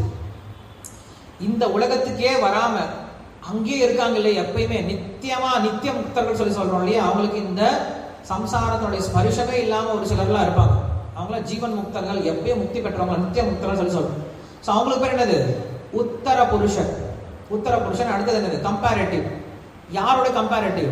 நம்மோட கம்பேர் பண்ணும்போது அவங்க எப்படிப்பட்டவங்க? உயர்ந்தவங்க. ஏன்னா அவங்க எங்க இருக்காங்க? என்னைக்கும் அங்கேயே இருக்காங்க. அவங்க என்னைக்கும் பௌதிக உலகத்துக்கு அங்கே கிடையாது. ஸோ அப்ப இந்த ஜீவாத்மாக்களை காட்டிலும் இங்க இருந்து செல்லக்கூடிய ஜீவாத்மாக்களை காட்டிலும் அவங்க எப்படி இருக்காங்க? உயர்ந்தவங்களா இருக்காங்க. அடுத்தது வருது நித்திய முக்தர்கள், நித்திய சொல்லியாரோட சொல்லலாம். அடுத்த ஒரு நிலை என்னது? பகவான் தான் நேரடியா. உத்தம புருஷன். உத்தம புருஷன் என்னது? அவர் ஜீவாத்மாவும் கிடையாது, இந்த உலகத்துல வந்து கட்டுவதும் கிடையாது, அச்சித்தும் கிடையாது, எல்லாருக்கும் வித்தியாசப்பட்டவனா இருக்கான், எல்லாரையும் விட உயர்ந்தவனா இருக்கான். அவனுக்கு பேர் என்னது? உத்தம புருஷா சொல்றோம்.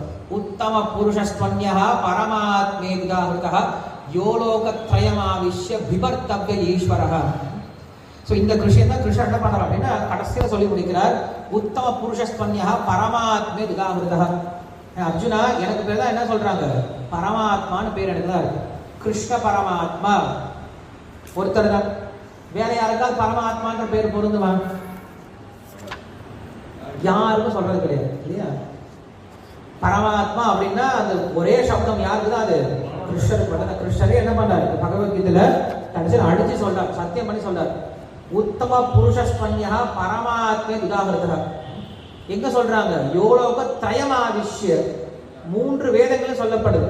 இந்த லோகம் அப்படின்னா உலகம் அப்படின்னு வச்சுக்கலாம், வேதம்னு வச்சுக்கலாம். ஸோ வேதங்கள்ல பரமாத்மான்னு போற்றக்கூடிய ஒரே நபர் யார் தான்? நான் தான். ஏன் என்ன பரமாத்மான்னு போற்றுறாங்க? ஏன்னா நான் எப்படி இருக்கேன்? அச்சித்துக்கு சித்துக்கும் அப்பாற்பட்டவனாக உயர்ந்தவனாக இருக்கிறதுனால என்ன சொல்றாங்க? புருஷோத்தமன் சொல்லி சொல்றாங்க. இன்னும் ஏன் உயர்ந்தவன் சொல்லி சொல்றாங்க? சும்மா சொன்னா வந்துருமா? இவன் அவனை விட உயர்ந்தவன், இவன் இவனை விட உயர்ந்தவன் சொன்னா வந்துருமா? என்ன வராது. அப்ப கிருஷ்ணன் என்ன பண்ணாரு? அதற்கு விளக்கமும் கொடுக்குறாரு, ரீசன் கொடுக்குறாரு. ஸ்லோகத்தில் ரீசன் இருக்கு.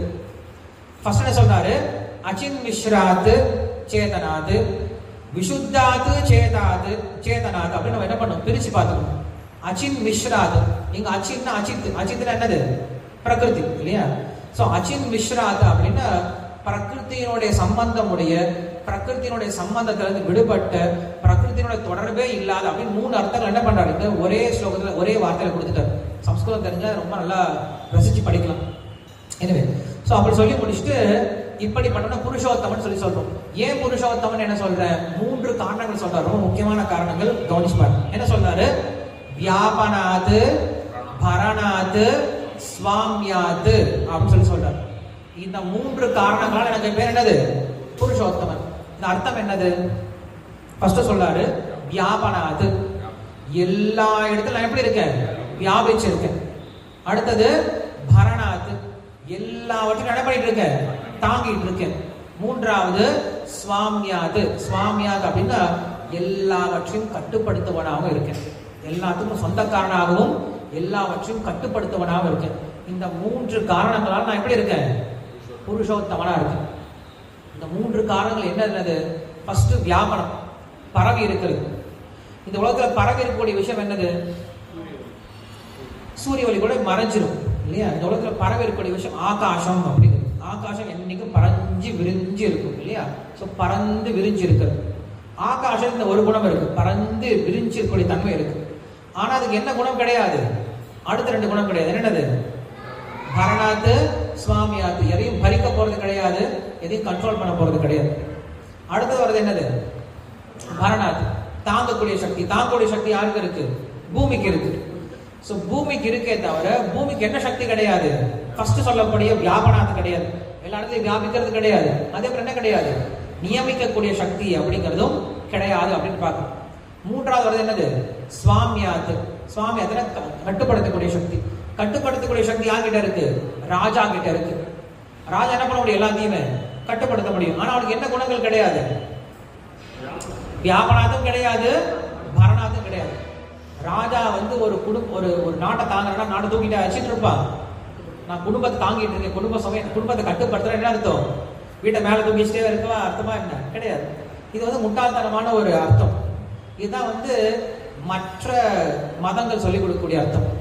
இப்ப மற்ற மதங்கள், ரோமானிய தேசத்திலிருந்து வர மதங்களோ இல்ல மற்ற மதங்கள் என்ன பண்ணும், மற்ற நாட்டு மதங்கள் என்ன சொல்லிக் கொடுக்கும் அப்படின்னா, கடவுள்ன்றது ஒருத்தர் தான். நம்ம அதை குறையா சொல்லிட்டு இருக்கோம். இந்து மதத்தில் தான் நிறைய கடவுள்கள் இருக்காங்க, மற்ற மதத்தில் தான் ஒரே ஒரு கடவுள் தான் இருக்காரு, அதனால மற்ற மதம் சிறந்தது அப்படின்னு சொல்றாங்க. கொஞ்சம் யோசிச்சு பாருங்களேன். ஒரு பெரிய கம்பெனி இருக்கு, அந்த கம்பெனியில ஒருத்தர் தான் வேலை பண்றாரு, ஒரே ஒருத்தர் தான் வேலை பண்றாரு. எப்படி இருக்கும்? ரொம்ப ரொம்ப கஷ்டம். அவரே காலில் போய் கூட்டை ஓபன் பண்ணும், அவரே பெருக்கணும், அவரே அரேஞ்ச் பண்ணும், அவரே வியாபாரத்தை பார்க்கணும், அவரே கல்லாக்குட்டியை பார்க்கணும், அவரே அவருக்கு டீ கொடுத்துக்கணும், வர கஸ்டமர்ஸ்க்கு டீ கொடுக்கணும், அதுக்கப்புறம் அவரே அக்கௌண்ட்ஸ் பார்க்கணும், அவரே வெளில கொண்டு போய் அட்வர்டைஸ்மெண்ட் பண்ணணும், அவரே லாப நஷ்டத்தை பார்க்கணும், அவரே கடையை மூடணும். எவ்வளவு கஷ்டம்! இதே 10 பேர் இருந்தாங்கன்னா நல்லா இருக்கும். 100 பேர் இருந்தாங்கன்னா, 1000 பேர் இருந்தாங்கன்னா. ஸோ இங்க நபர்கள் சேர சேர என்ன ஆகுது? அந்த முதலாளியுடைய பெருமை அதிகமாகுது. அவர் தான் முதலாளின்னு சொல்லி சொல்றோம் இல்லையா? ஒருத்தர் உட்காந்து முதலாளின்னு பேர் என்ன இருக்கு? சார் நான் தான் சார் முதலாளி. சார் உங்களுக்கு கீழே எத்தனை பேர் சார் வேலை பண்றாங்க? ஒருத்தர் இல்லை சார். அப்புறம் முதலாளின்னு என்ன அர்த்தம் இருக்கு சார்? முதலாளின்னு பேசுறதுக்கு என்ன அர்த்தம் இருக்கு? முதலாளி அப்படின்னா என்ன அர்த்தம்? உனக்கு கீழே நிறைய தொழிலாளிகள் இருக்கு அப்படின்னு அர்த்தம். அது போல பகவானாவே என்ன அர்த்தம்? உனக்கு கீழே நிறைய பேர் இருக்காங்க, நீ எல்லாத்தையும் கட்டுப்படுத்திட்டு அப்படின்னு அர்த்தம். ஒருத்தரும் கிடையாது, ஒருத்தரே இருக்காரு. அவங்க என்ன சொல்றாங்க? அவங்க நீங்க அட்லஸ் எல்லாம் பார்த்துருப்பீங்க, அட்லஸ் சைக்கிள்லாம் பார்த்தீங்கன்னா எப்படி இருப்பாரு? இதுக்கு முடிச்சிட்டு இருப்பாரு. அவன் கடவுள் இப்படிதான் நினைச்சிட்டு இருக்காங்க. அவன் கடவுள் எப்படி இருப்பாருன்னா, பூமியை ரொம்ப கஷ்டப்பட்டு தாங்கி பிடிச்சிட்டு இருக்காரு. இந்த பூமியை எப்ப வேணா கீழே போடலாம் அவரு. அதான் சொல்லிட்டு இருப்பாங்க. அப்பவும் சொல்லுவாங்க, இப்போ 2000 அழிய போகுது, 2020 அழிய போகுது, 2030 அழிய போகுது, எப்ப வேணா அழிய போகுது. ஏன்னா கடவுளுக்கு கொஞ்சம் கஷ்டம் வந்தா என்ன பண்ணிடுவார்? அவரு டப்புன்னு விட்டுருவாரு, கீழே விழுந்து எல்லாம் உடஞ்சு போயிடும். அவங்க என்ன சொல்றாங்க? கடவுள் ஒருத்தர் தான் உட்காந்துருவார். என்ன பண்ணுவார் அப்படின்னு மேகங்கள் உட்காந்துட்டு இருப்பார். மேகங்கள் உட்காந்துட்டு ரொம்ப கொடூரமான கண்ணில் பார்த்துட்டு இருப்பார், கீழே சிகப்பான கண்ணோட பார்த்துட்டு இருப்பார். யாரெல்லாம் என்கிட்ட வராங்களோ அவங்க எல்லாத்தையும் இந்த பக்கம் என்ன பண்ணுவேன்? சொர்க்கத்துக்கு அனுப்பிட்டே இருப்பேன். யாரெல்லாம் என்ன பார்க்க வரவே இல்லையோ அவங்கள என்ன பண்றேன்? எல்லாத்தையும் நரகத்தை அனுப்பிட்டே இருப்பேன். குத்து இந்த பக்கம் கொஞ்சம், இந்த பக்கம் கொஞ்சம் அனுப்பிட்டே இருப்பேன். அதுக்கப்புறம் நரகத்திலேயே கஷ்டப்பட வேண்டியதுதான். இந்த பக்கம் இருக்கிறவன் சொர்க்கத்தில் அனுபவிச்சுக்க வேண்டியது. சரி, சொர்க்கத்தில் என்ன சார் இருக்கும் அப்படின்னு கேட்டால், சொர்க்கத்தில் நிறைய அழகான பூங்காக்கள்லாம் இருக்கும், நல்ல தின்பங்கங்கள் இருக்கும், நல்ல குடிக்கிறதுக்கு நல்ல ஜூசஸ்லாம் இருக்கும். சொர்க்கத்தில் நிறைய டேம்சல்ஸ்லாம் இருப்பாங்க, நிறைய ஏஞ்சல்ஸ்லாம் இருப்பாங்க. கடவுள் எங்கே சார் வருவார்? கடவுள் அப்பப்போ வருவார், வந்து இங்கே எங்களை எல்லாத்தையும் பார்த்துட்டு போகிறாங்க. என்ன பண்ணுவோம்? கடவுளுக்கு டாட்டா சொல்லுவோம். ஸோ அப்போ என்ன பண்ணுறாங்க? சொர்க்கத்துக்கு போனாலும் கூட அவங்களுக்கு என்ன தேவை? கடவுள் தூரமாக இருந்தால் போதும், என் வாழ்க்கையை நான் அனுபவிக்கணும், அது கடவுள் என்ன பண்ணும்? ஹெல்ப் பண்ணும். இந்த உலகத்தில் இருந்தாலும் அதே நிலைமை தான். கடவுள் தூரமாக இருந்தால் போதும், என்ன பண்ணுறாரு? அப்போ போய் கதவை திறந்து பார்த்துட்டு வந்துட்டு எனக்கு ஹெல்ப் பண்ணால் போதும். சொர்க்கத்தை போனால் என்ன பண்ண பண்ணோம்? அதே தான் மறுபடியும் செய்ய போகிறோம். இதுதான் மற்ற மதத்தில் சொல்லிக் கொடுக்குது. பட் நம்மளுடைய மதம் அப்படி கிடையாது. நம்ம சொல்கிறோம் 33 கோடி தேவர்கள் இருக்காங்கன்னு சொல்லி சொல்கிறோம். இதை பார்த்து எல்லாம் மலைச்சு போகிறாங்க. 33 கோடி தேவர்கள் எப்படி சார் இருப்பாங்க? ஏன் சார் இருக்க முடியாதுன்னு தான் நம்ம கேள்வி. ஒரு சின்ன கம்பெனி நடத்துறதுக்கு ஒன்றும் இல்லை, மதுரையில் இப்போ மாட்டுத்தாவலில் ஒரு பெரிய கடை திறந்துருக்காங்க இல்லையா? ஒரு பெரிய ஸ்டோர் ஒன்று திறந்துருக்காங்க. அந்த ஸ்டோரை நடத்துறதுக்கு எத்தனை பேர் தேவைப்படுறாங்களா? 5000 பேர். 10 மாடி 5000 பேர் தேவைப்படுறாங்க. வெறும் 10 மாடியை மேனேஜ் பண்றதுக்கு, வியாபாரம் பண்றதுக்கு எத்தனை பேர் தேவைப்படுறாங்க? 5000 பேர் தேவைப்படுறாங்க. அப்ப நம்முடைய மாடி எத்தனை மாடி இருக்குங்க? 14 மாடி கட்டி வச்சிருக்காரு இல்லையா? மேல 7, கீழே 7 மாடி கட்டி வச்சிருக்காரு. ஒவ்வொரு மாடியிலையும் பார்த்தோம் அப்படின்னா விதவிதமா வித்துட்டு இருக்காங்க. இவன் என்ன விற்கிறான் இல்லையா? இவன் ஏதாவது வந்தது போனலாம் வித்துட்டு இருக்கான். பழைய பிளாஸ்டிக்கு, அது இது பேப்பர்லாம் வித்துட்டு இருக்கான். இவர் என்ன பண்றாரு? எல்லாத்தையும் வித்துட்டு இருக்காரு. வைடூரியங்களிலிருந்து, சூரிய ஒளியிலிருந்து, சந்திர ஒளியிலிருந்து நம்ம கண்ணு சிமிட்டக்கூடிய ஒவ்வொரு காரியத்தை என்ன பண்றாரு? பகவான் கண்ட்ரோல் பண்ணிட்டு இருக்காரு. அப்ப எத்தனை பேர் தேவைப்படுவாங்க? 33 கோடி அப்படிங்கிறது ரொம்ப கம்மி தான். பேர் வச்சிருக்கா 33 கோடி பேர் தான் வச்சிருக்காரு, தவிர உண்மையில் எத்தனை பேர் தேவைப்படுவாங்க? இதோட அதிகமா தேவைப்படுவாங்க. நம்ம ஆளுங்களுக்கு என்ன பிரச்சனை அப்படின்னா, ஒரு சாமியே கும்பிட முடியல, 33 கோடி சாமி எங்க சார் கும்பிடுறது அப்படின்றத கவலை. ஸோ பகவான் என்ன சொல்றாரு? நீ 33 பேரையும் கும்பிட வேண்டாம், என்ன ஒருத்தனை மட்டுமே வழிபடு, 33 கோடி பேருக்கு போய் சேர்த்துடும் சொல்லி சொல்றாரு. அதை நம்ம ஒத்துக்க முடியும். அது எப்படி சார்? ஒரு ஆபீஸுக்கு போன வாட்ச்மேனையும் கரெக்ட் பண்ண வேண்டியதா இருக்கு இல்லையா? பியூனையும் கரெக்ட் பண்ண வேண்டியதா இருக்கு. ஆனா என்ன சொல்றோம்? நீ வாட்ச்மேனை கரெக்ட் பண்ணாது, பியூரை கரெக்ட் பண்ணாது, நேரம் எங்க போயிடு? சிஓ கிட்ட போயிடு. எப்ப நீ சிஓ பார்த்துட்டியோ அப்ப என்ன பண்ணுவாங்க? எல்லாரும் ஆட்டோமேட்டிக்கா அவங்களுக்கு கீழே எல்லாரும் வேலை செய்ய ஆரம்பிச்சிருவாங்க. ஸோ இதான் வந்து நம்ம புரிஞ்சுக்கிறோம். இப்படி பகவான் எப்படி இருக்காரு? புருஷோத்தமனா இருக்கார் அப்படின்னு சொல்றார். நான் எப்படி புருஷோத்தமனா இருக்கேன் அப்படின்னு சொல்லிட்டு தன்னுடைய உயர்தன்மையை ஸ்தாபிக்கக்கூடிய ஒரு மிக உத்தமமான அத்தியாயம் தான் இந்த புருஷோத்தம யோகம் சொல்லக்கூடிய 15ஆம் அத்தியாயம். பகவத்கீதையினுடைய முழு பலனையும் இந்த 15ஆம் அத்தியாயம் அப்படிங்கிறது கொடுக்கணும்னு சொல்லி சொல்றாரு. ஏன் சொல்லிட்டு இருந்தேன்? வியாபனாத்து, பரணாத்து, சுவாமியாத்து அப்படின்னு சொல்றோம். இப்ப வியாபனாத்து, பரணாத்து என்னது? தாங்கிட்டு இருக்கு. என்ன பண்ண? புஷ்பமாலைய தாங்கிட்டு இருக்கு. என்னால இது உள்ள போக முடியுமா? உள்ள போக முடியாது. உள்ள போய் கண்ட்ரோல் பண்ணதான் வியாபனம் அப்படின்னு சொல்றோம். உள்ள போய் என்னால கண்ட்ரோல் பண்ண முடியாது, வெளியில தாங்கிட்டு இருக்க முடியும். ஆனா பகவான் எப்படி இருக்காரா? உள்ளும் புறமும் நிறைஞ்சு என்ன பண்றாரு? தாங்கிட்டு இருக்கேன்னு சொல்லி சொல்றாரு. இதோ நசிம்ஹம் பரதோ நசிம்ஹம் யதோ யதோ யாமிதோ நசிம்ஹம் பஹீர் நசிம்ஹோ ஹிருதய நசிம்ஹம் சொல்லி சொல்றோம். உள்ளே இருக்கார் பகவான், வெளியில் இருக்கார். அந்தர்பஹிஷ்ட தத் சர்வம் வியாப்ய நாராயணஸ்திதஹ உபநிஷத் சொல்லுது. பகவான் எப்படி இருக்காரா? உள்ளே இருக்காரு, வெளியில் இருக்காரு. அது எப்படி சார் சாத்தியமாகும்? ஒண்ணு உள்ள இருக்கணும், இல்லைன்னா வெளியில் இருக்கணும். உள்ளே இருந்துட்டு வெளியில எப்படி தாங்க முடியும்? இப்படி ஒரு பொருள் இருக்குமா இந்த உலகத்துல? ஏதாவது உதாரணம் சொல்லுங்களேன்.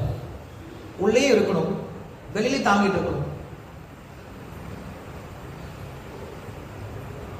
ஏதாவது உதாரணம் சொல்லுங்களேன். தெரிஞ்ச உதாரணம் நிறைய இருக்கு.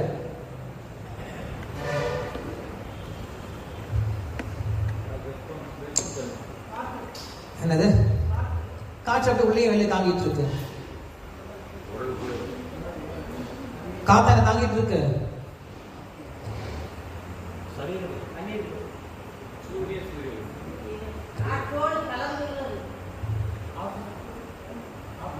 ஆத்மா எப்படி? எஸ், ஆத்மா அப்படிங்கிற ஒரு சின்ன உதாரணம் எடுத்துக்கலாம். ஆத்மா என்ன பண்ணுது? உள்ளேயும் வியாபிச்சிருக்கு, வெளியில உடம்பையும் தாங்கிட்டு இருக்கு. இந்த உடம்பை யார் தாங்கிட்டு இருக்கிறது? ஆத்மா இல்லைன்னா இந்த உடம்பை எத்தனை பேர் தாங்கணும்? 4 பேர் தாங்கணும் இல்லையா? உண்மையில் நம்ம நினைச்சிட்டு இருக்கோம் இந்த ஆத்மாவை நம்ம தாங்கிட்டு இருக்கோம், இந்த உடம்பு தான் ஆத்மாவை தாங்கிட்டு இருக்கு நினைச்சிட்டு இருக்கோம். பட் உண்மை என்னது? ஆத்மா தான் உடம்பை தாங்கிட்டு இருக்கு. ஆத்மா இல்லை அப்படின்னா உடல் என்ன பண்ணுறோம்? கீழே விழுது. ஸோ அப்ப உள்ளும் நிறைஞ்சு வெளியிலையும் தாங்கக்கூடிய சக்தி யார்கிட்ட இருக்கு? ஆத்மாவுக்கே இருக்கும்போது இதுதான் பரமாத்மாவை பார்க்கணும். பிரபஞ்சத்துக்குள்ளேயும் இருக்காரு, பிரபஞ்சத்துக்கு வெளியிலும் வந்து என்ன பண்றாரு? எல்லாத்தையும் தாங்கக்கூடியவரா இருக்காரு. அப்படினால ஒரு பேர் என்னது? சுவாமியாது அப்படின்ற 3வது குணம் சொல்றார். இந்த 3 குணங்களால பகவானுக்கு பேர் என்ன சொல்றோம்? புருஷோத்தமன் அப்படின்னு சொல்றோம். இந்த குணங்கள் வேற எந்த தேவதன் கிட்டையும் கிடையாது. எந்த தேவதை இது 3 காரியங்கள் பண்ணார்? என்ன பண்ணாது? வியாபனம், பரணம், சுவாமியம் அப்படின்ற 3 குணங்கள் பண்ணாரு. ஒரு சில நம்மளுக்கு வரங்களை கொடுக்கலாம், தாங்கிட்டுலாம் இருக்க மாட்டாங்க. ஒரு சில நம்மளுக்கு தாங்கிட்டு இருக்கலாம், வரலாம் கொடுக்க மாட்டாங்க. ஒரு சில சும்மாவே இருப்பாங்க, நமக்கு வரணம் கொடுக்க மாட்டாங்க, தாங்கவும் மாட்டாங்க. சும்மா பேச்சுக்கு பேருக்கு ஒரு சில சொந்தக்காரங்களை போல. சொந்தக்காரங்க என்ன பண்ணுவாங்க? நிறைய சொந்தக்காரங்க இருப்பாங்க, ஃபேஸ்புக்கில் நிறைய ஃப்ரெண்ட்ஸ் இருப்பாங்க. இவங்கெல்லாம் எப்படி? வியாபனம். அது வியாபனம் வெறும் ஆள் அடைச்சிக்கிறதுக்கு நிறைய பேர் இருப்பாங்க. 2வது பரணாத்து.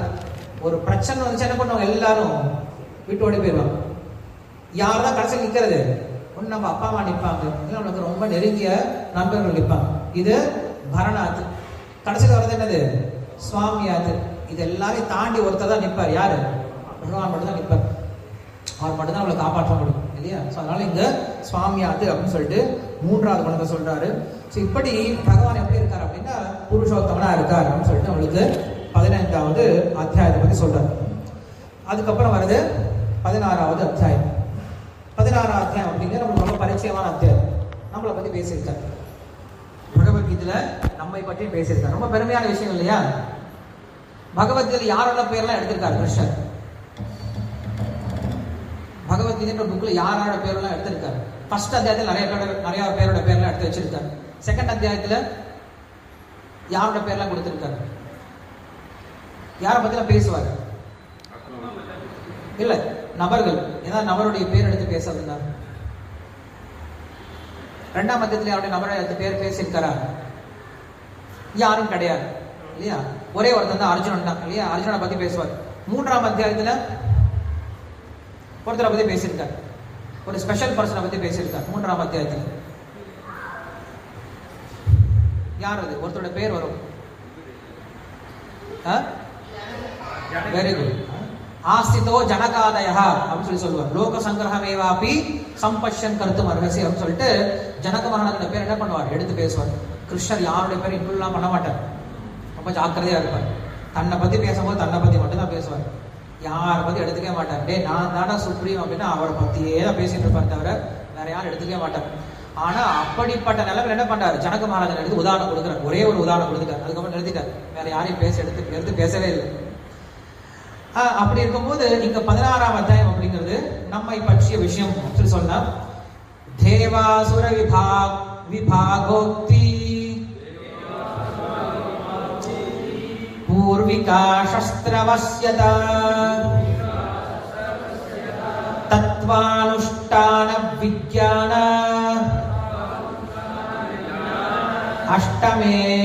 அஷ்டமே நேஷோடசோச்சதே. இந்த 16ஆம் அத்தியாயம் அப்படிங்கிறது யாரை பற்றி பேசியிருக்காங்க அப்படின்னா சொல்றாங்க, தேவ அசுர விபாவோக்தி. தேவர்கள் அசுரர்கள் அப்படின்னு சொல்லக்கூடிய 2 விதமான மனிதர்களை பத்தி என்ன பண்றாரு? கிருஷ்ணர் பேசியிருக்கேன் சொல்றாரு. ஏன்னா 15ஆம் அத்தியாயம் அப்படிங்கிறது முடிச்சிட்டார், பகவானை பத்தி பேசி முடிச்சிட்டார். இப்ப அடுத்தது யாரை பத்தி பேசணும்? ஆத்மாக்களை பத்தி பேசணும். சோ ஆத்மாக்கள்ல 2 விதமான ஆத்மாக்கள் இந்த உலகத்துல இருந்துட்டு இருக்காங்க. யாரா இருக்காங்க? ஒன்று தேவர்கள் என்றும் இன்னொன்று அசுரர்கள் அப்படின்னு இருக்காங்க. தேவர்கள்லாம் யாரு? அசுரர்கள்லாம் யாரு?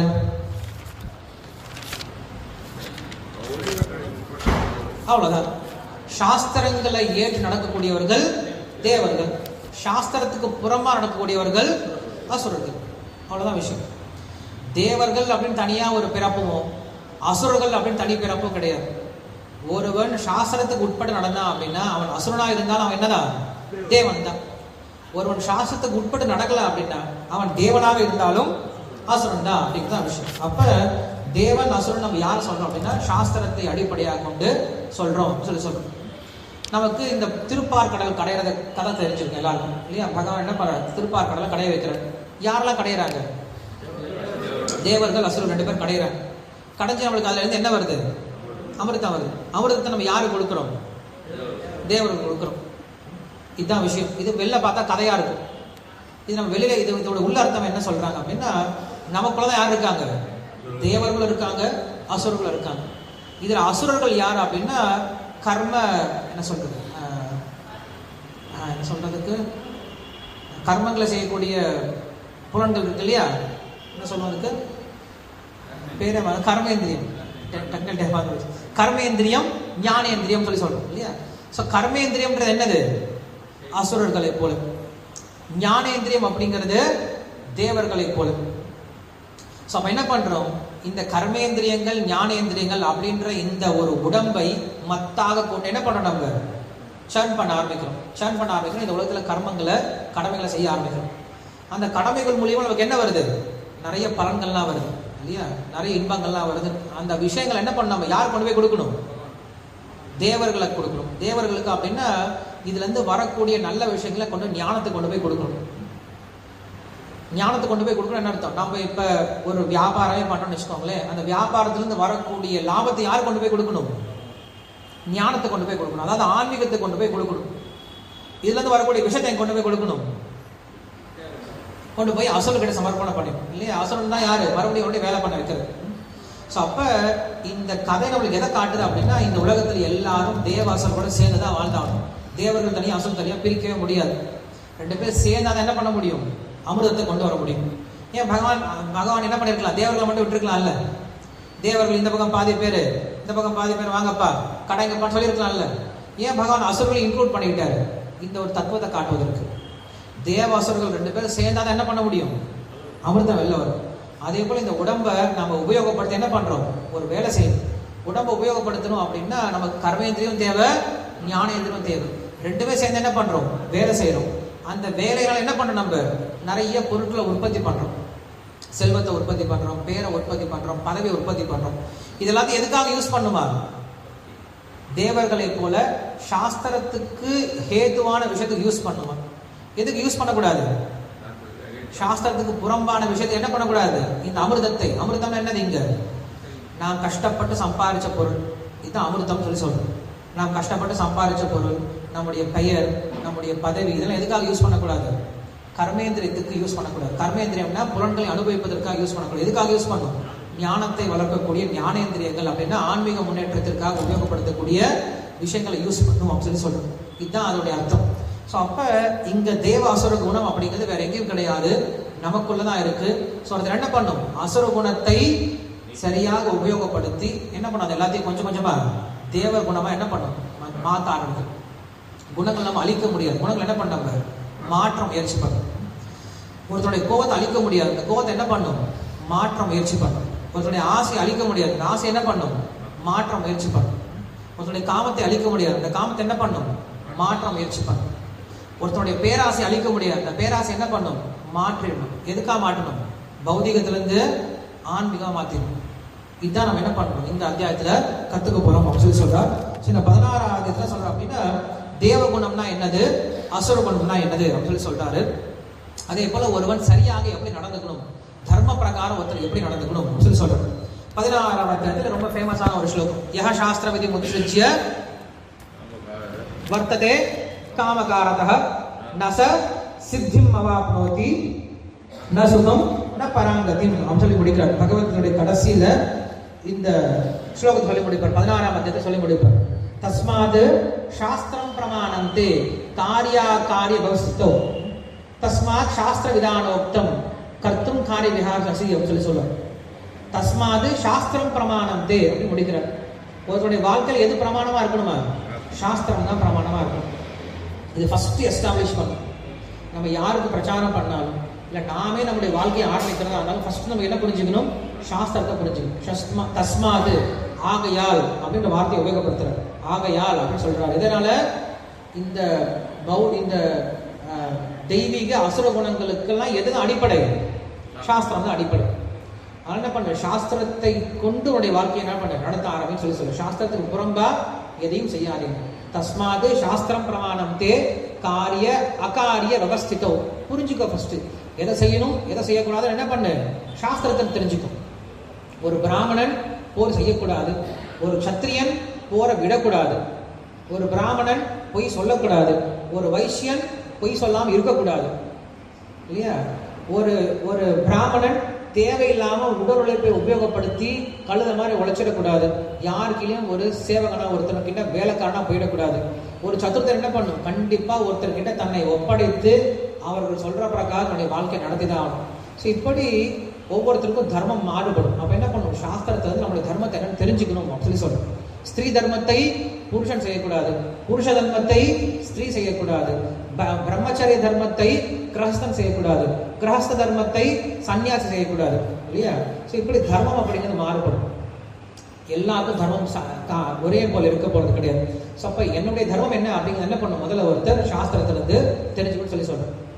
நான்லாம் பண்ண முடியாது சார் அப்படின்னு சொன்னா அடுத்த சொல்றாரு, யஹ சாஸ்திர விதி உத்ஸ்ருஜ்ய, எவன் ஒருவன் சாஸ்திரத்தை புறக்கணித்து விட்டு வர்த்ததே காமகாரதः, என்ன இஷ்டமோ அந்த பிரகாரம் தன்னுடைய காமத்திற்கு தன்னுடைய ஆசைக்கு இணங்கி அவன் இஷ்டம் செய்யப்பட ஆரம்பிச்சானா என்ன ஆகும், வர்த்ததே காமகாரதः ந சித்திம் அவாப்னோதி ந சுகம் ந பராங்கதி. 3 விஷயம் சொல்றாரு. ஃபர்ஸ்ட் உனக்கு என்ன கிடைக்காது, சக்சஸ் கிடைக்காது, ரெண்டாவது சுகம் கிடைக்காது, சந்தோஷம் அடைய மாட்டான், மூன்றாவது மோட்சம் அடைய போறது கிடையாது.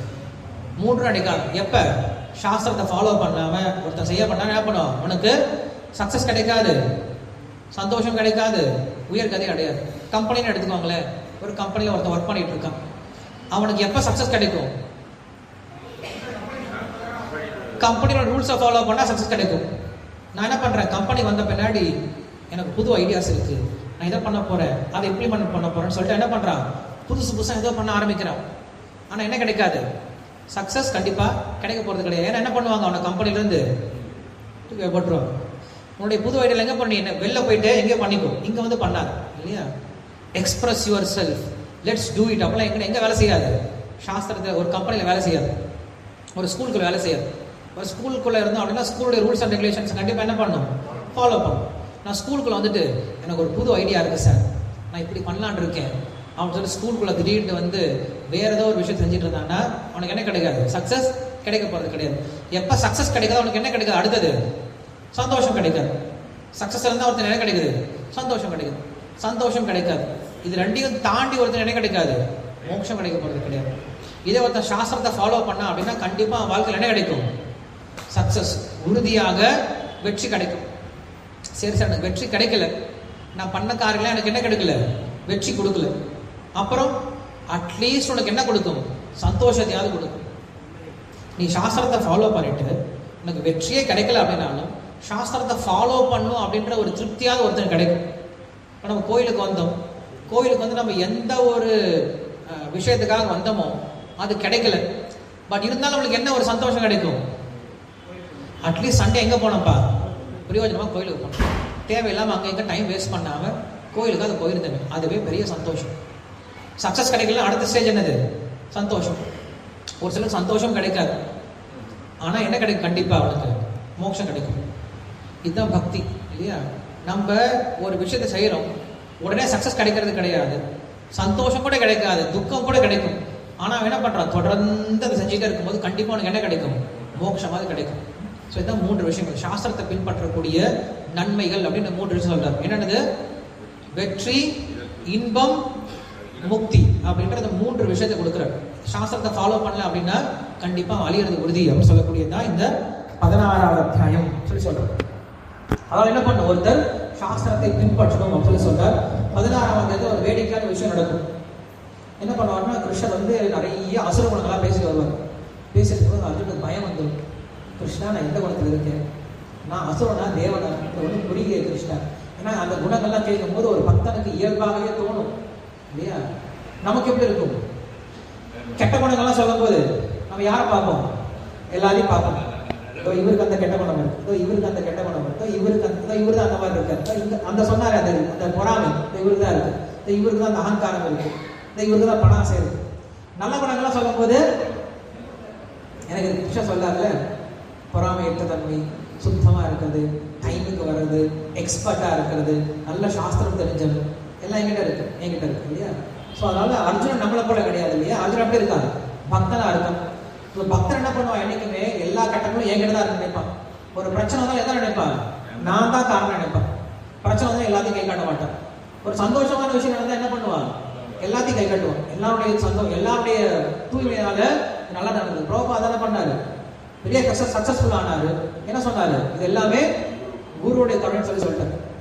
இது பிரச்சனை வச்சான்னு சொல்லுவாரு, என்னுடைய சாதனை சரியில்லைன்னு சொல்லுவார் இல்லையா? நான் பண்ணக்கூடிய சாதனை சரியில்லை, அதனால கிருஷ்ணன் எனக்கு அருள் கொடுக்குறேன்னு சொல்லிடுவார். இது ஒவ்வொரு பக்தரும் வளர்த்துக்கணும். அது போல இந்த தீய குணங்களை பத்தி பேசும்போது அர்ஜுனன் என்ன பண்றான், தன்னை பார்த்துக்கிறான். எனக்கு அதான் அந்த குணம் இருக்குமோ, இருந்தா என்ன பண்ணிக்கலாம், அதை மாத்திக்கலாம், தப்பு இல்லையே. நமக்கு அந்த குணம் இருக்குன்னு தெரிஞ்சுக்கிறதே ஃபர்ஸ்ட் நல்ல விஷயம் இல்லையா? அதுவே பெரிய விஷயம். என்கிட்ட தீய குணம் இருக்குன்னு தெரிஞ்சுக்கிறதே என்னது ஒரு நல்ல குணம். எனக்கு தீய குணம் இருக்குன்னு தெரிஞ்சுக்கிற என்ன பண்ணுவோம், அடுத்தது ஒர்க் பண்ண ஆரம்பிச்சோம். நிறைய பேர் ஒத்துக்கவே மாட்டாங்க. ஒத்துக்கவே என்ன பண்ண முடியாது, அவங்கள நம்ம திருத்தவே முடியாது இல்லையா? தூங்குறவனை எழுப்பிடலாம், தூங்குற மாதிரி நடிக்கிறவனை எழுப்பவே முடியாது. அதுபோல் நிறைய பேர் என்ன பண்றாங்க, எல்லாரும் தங்களே ரொம்ப உத்தமர்களா நினைச்சுக்கிறாங்க. நான் பர்ஃபெக்டா இருக்கேன், எனக்கு யாரும் சொல்ல தேவையில்லை, நான் செய்யறதுதான் பெஸ்ட் அப்படின்னு நினைச்சிட்டு இருக்காங்க. அவங்க என்ன பண்ண முடியாது, நம்ம போய் மாற்றவே முடியாது, அவங்க எதுவும் சொல்லிக் கொடுக்கவே முடியாது. எஸ், நான் சரியில்லை, நான் இன்னும் அசுத்தமாக தான் இருக்கேன், நிறைய தவறுகள் செஞ்சுட்டு இருக்கேன், நிறைய பாவங்கள் செஞ்சுட்டு இருக்கேன், எனக்கு உதவி தேவைப்படுது அப்படின்னு யார் நினைக்கிறானோ அவன் என்ன பண்ணுவான், மாறுவதற்கு வழி இருக்கும். ஸோ அதனால கிருஷ்ணன் கிட்ட அர்ஜுனன் கேட்கிறான். கிருஷ்ணன் சொல்றாரு, அர்ஜுனா நீ பயப்படாதப்பா, நீ எப்படிப்பட்டவன் தான், நல்ல பக்தன் தான், அதுவும் என்னுடைய நண்பன்டா, நீ போய் கேட்கறியே, நீ என்னுடைய நண்பன், என்னுடைய பக்தன் இல்லையா அப்படின்னு சொல்லிட்டு அர்ஜுனுக்கு ஆஸ்வாசப்படுத்தக்கூடிய ஒரு அத்தியாயமா இந்த 16ஆம் அத்தியாயம் இருக்குன்னு சொல்லி சொல்றார். இதோட நம்ம நிறுத்திக்கலாம். ஆல்ரெடி 9:45 ஆயிடுச்சு, நம்ம ரொம்ப நேரம் எடுத்துக்க வேண்டாம். ஸோ அடுத்த வாரம் நமக்கு டைம் இருக்கு. ஸோ அடுத்த வாரம் என்ன பண்ணலாம் அப்படின்னா, அடுத்த வாரம் இருக்குமா, அதோடைய உங்களுக்கு ஜேர்னல் ஃபஸ்ட்டு வருது, இங்கே இருக்கு, அங்கே எல்லாம் இருக்குமா, இங்கே இருக்குமா? அடுத்த வாரம் ப்ரோக்ராம் என்னன்ட்டு நம்ம உங்களுக்கு எல்லாருக்கும் அனௌன்ஸ் பண்ணுறோம். ஸோ எல்லாருக்கும் ஹாப்பி நியூ இயர் இல்லையா? எதுவும் ஹாப்பி நியூ இயர்லாம் கிடையாது, நமக்கு எல்லாம் ஒரே இயர் தான். எப்போ ஹாப்பியாக இருக்கும், எப்போ நம்ம கிருஷ்ணரை வந்து ரொம்ப எடுத்துக்கிறோமோ அப்போ என்ன இருக்கும், ஹாப்பி நியூ இயர் இருக்கும். ஸோ என்ன பண்ணுங்க, இந்த வருஷம் ஏதாவது ஒரு உறுதி எடுத்துக்கோங்க. இந்த வருஷம் நான் என்ன பண்ண போகிறேன், இவ்வளோ பகவத்கீதை ஸ்லோகத்தை மனப்பாடம் பண்ண போகிறேன், பாகவத்தில் இதை படித்து முடிக்க போகிறேன், இத்தனை பக்தருக்கு என்ன பண்ண போகிறேன், சேவை பண்ண போகிறேன், இத்தனை பேருக்கு கூப்பிட்டு பிரசாதம் கொடுக்க போகிறேன், இந்த கோயிலுக்கெல்லாம் போக போகிறேன் அப்படின்னு என்ன பண்ணுங்க, ஏதாவது ஒரு உறுதிமொழி எடுத்துக்கோங்க. அதை என்ன பண்ணுங்க, செயல்படுத்த முயற்சி பண்ணுங்க. அப்போ நம்மளுக்கு எப்படி இருக்கு, ஹாப்பி நியூ இயரா இருக்கும். தெரியல எப்படி இருக்க போகுது அப்படின்னு சொல்லிட்டு, ஏன்னா நிறைய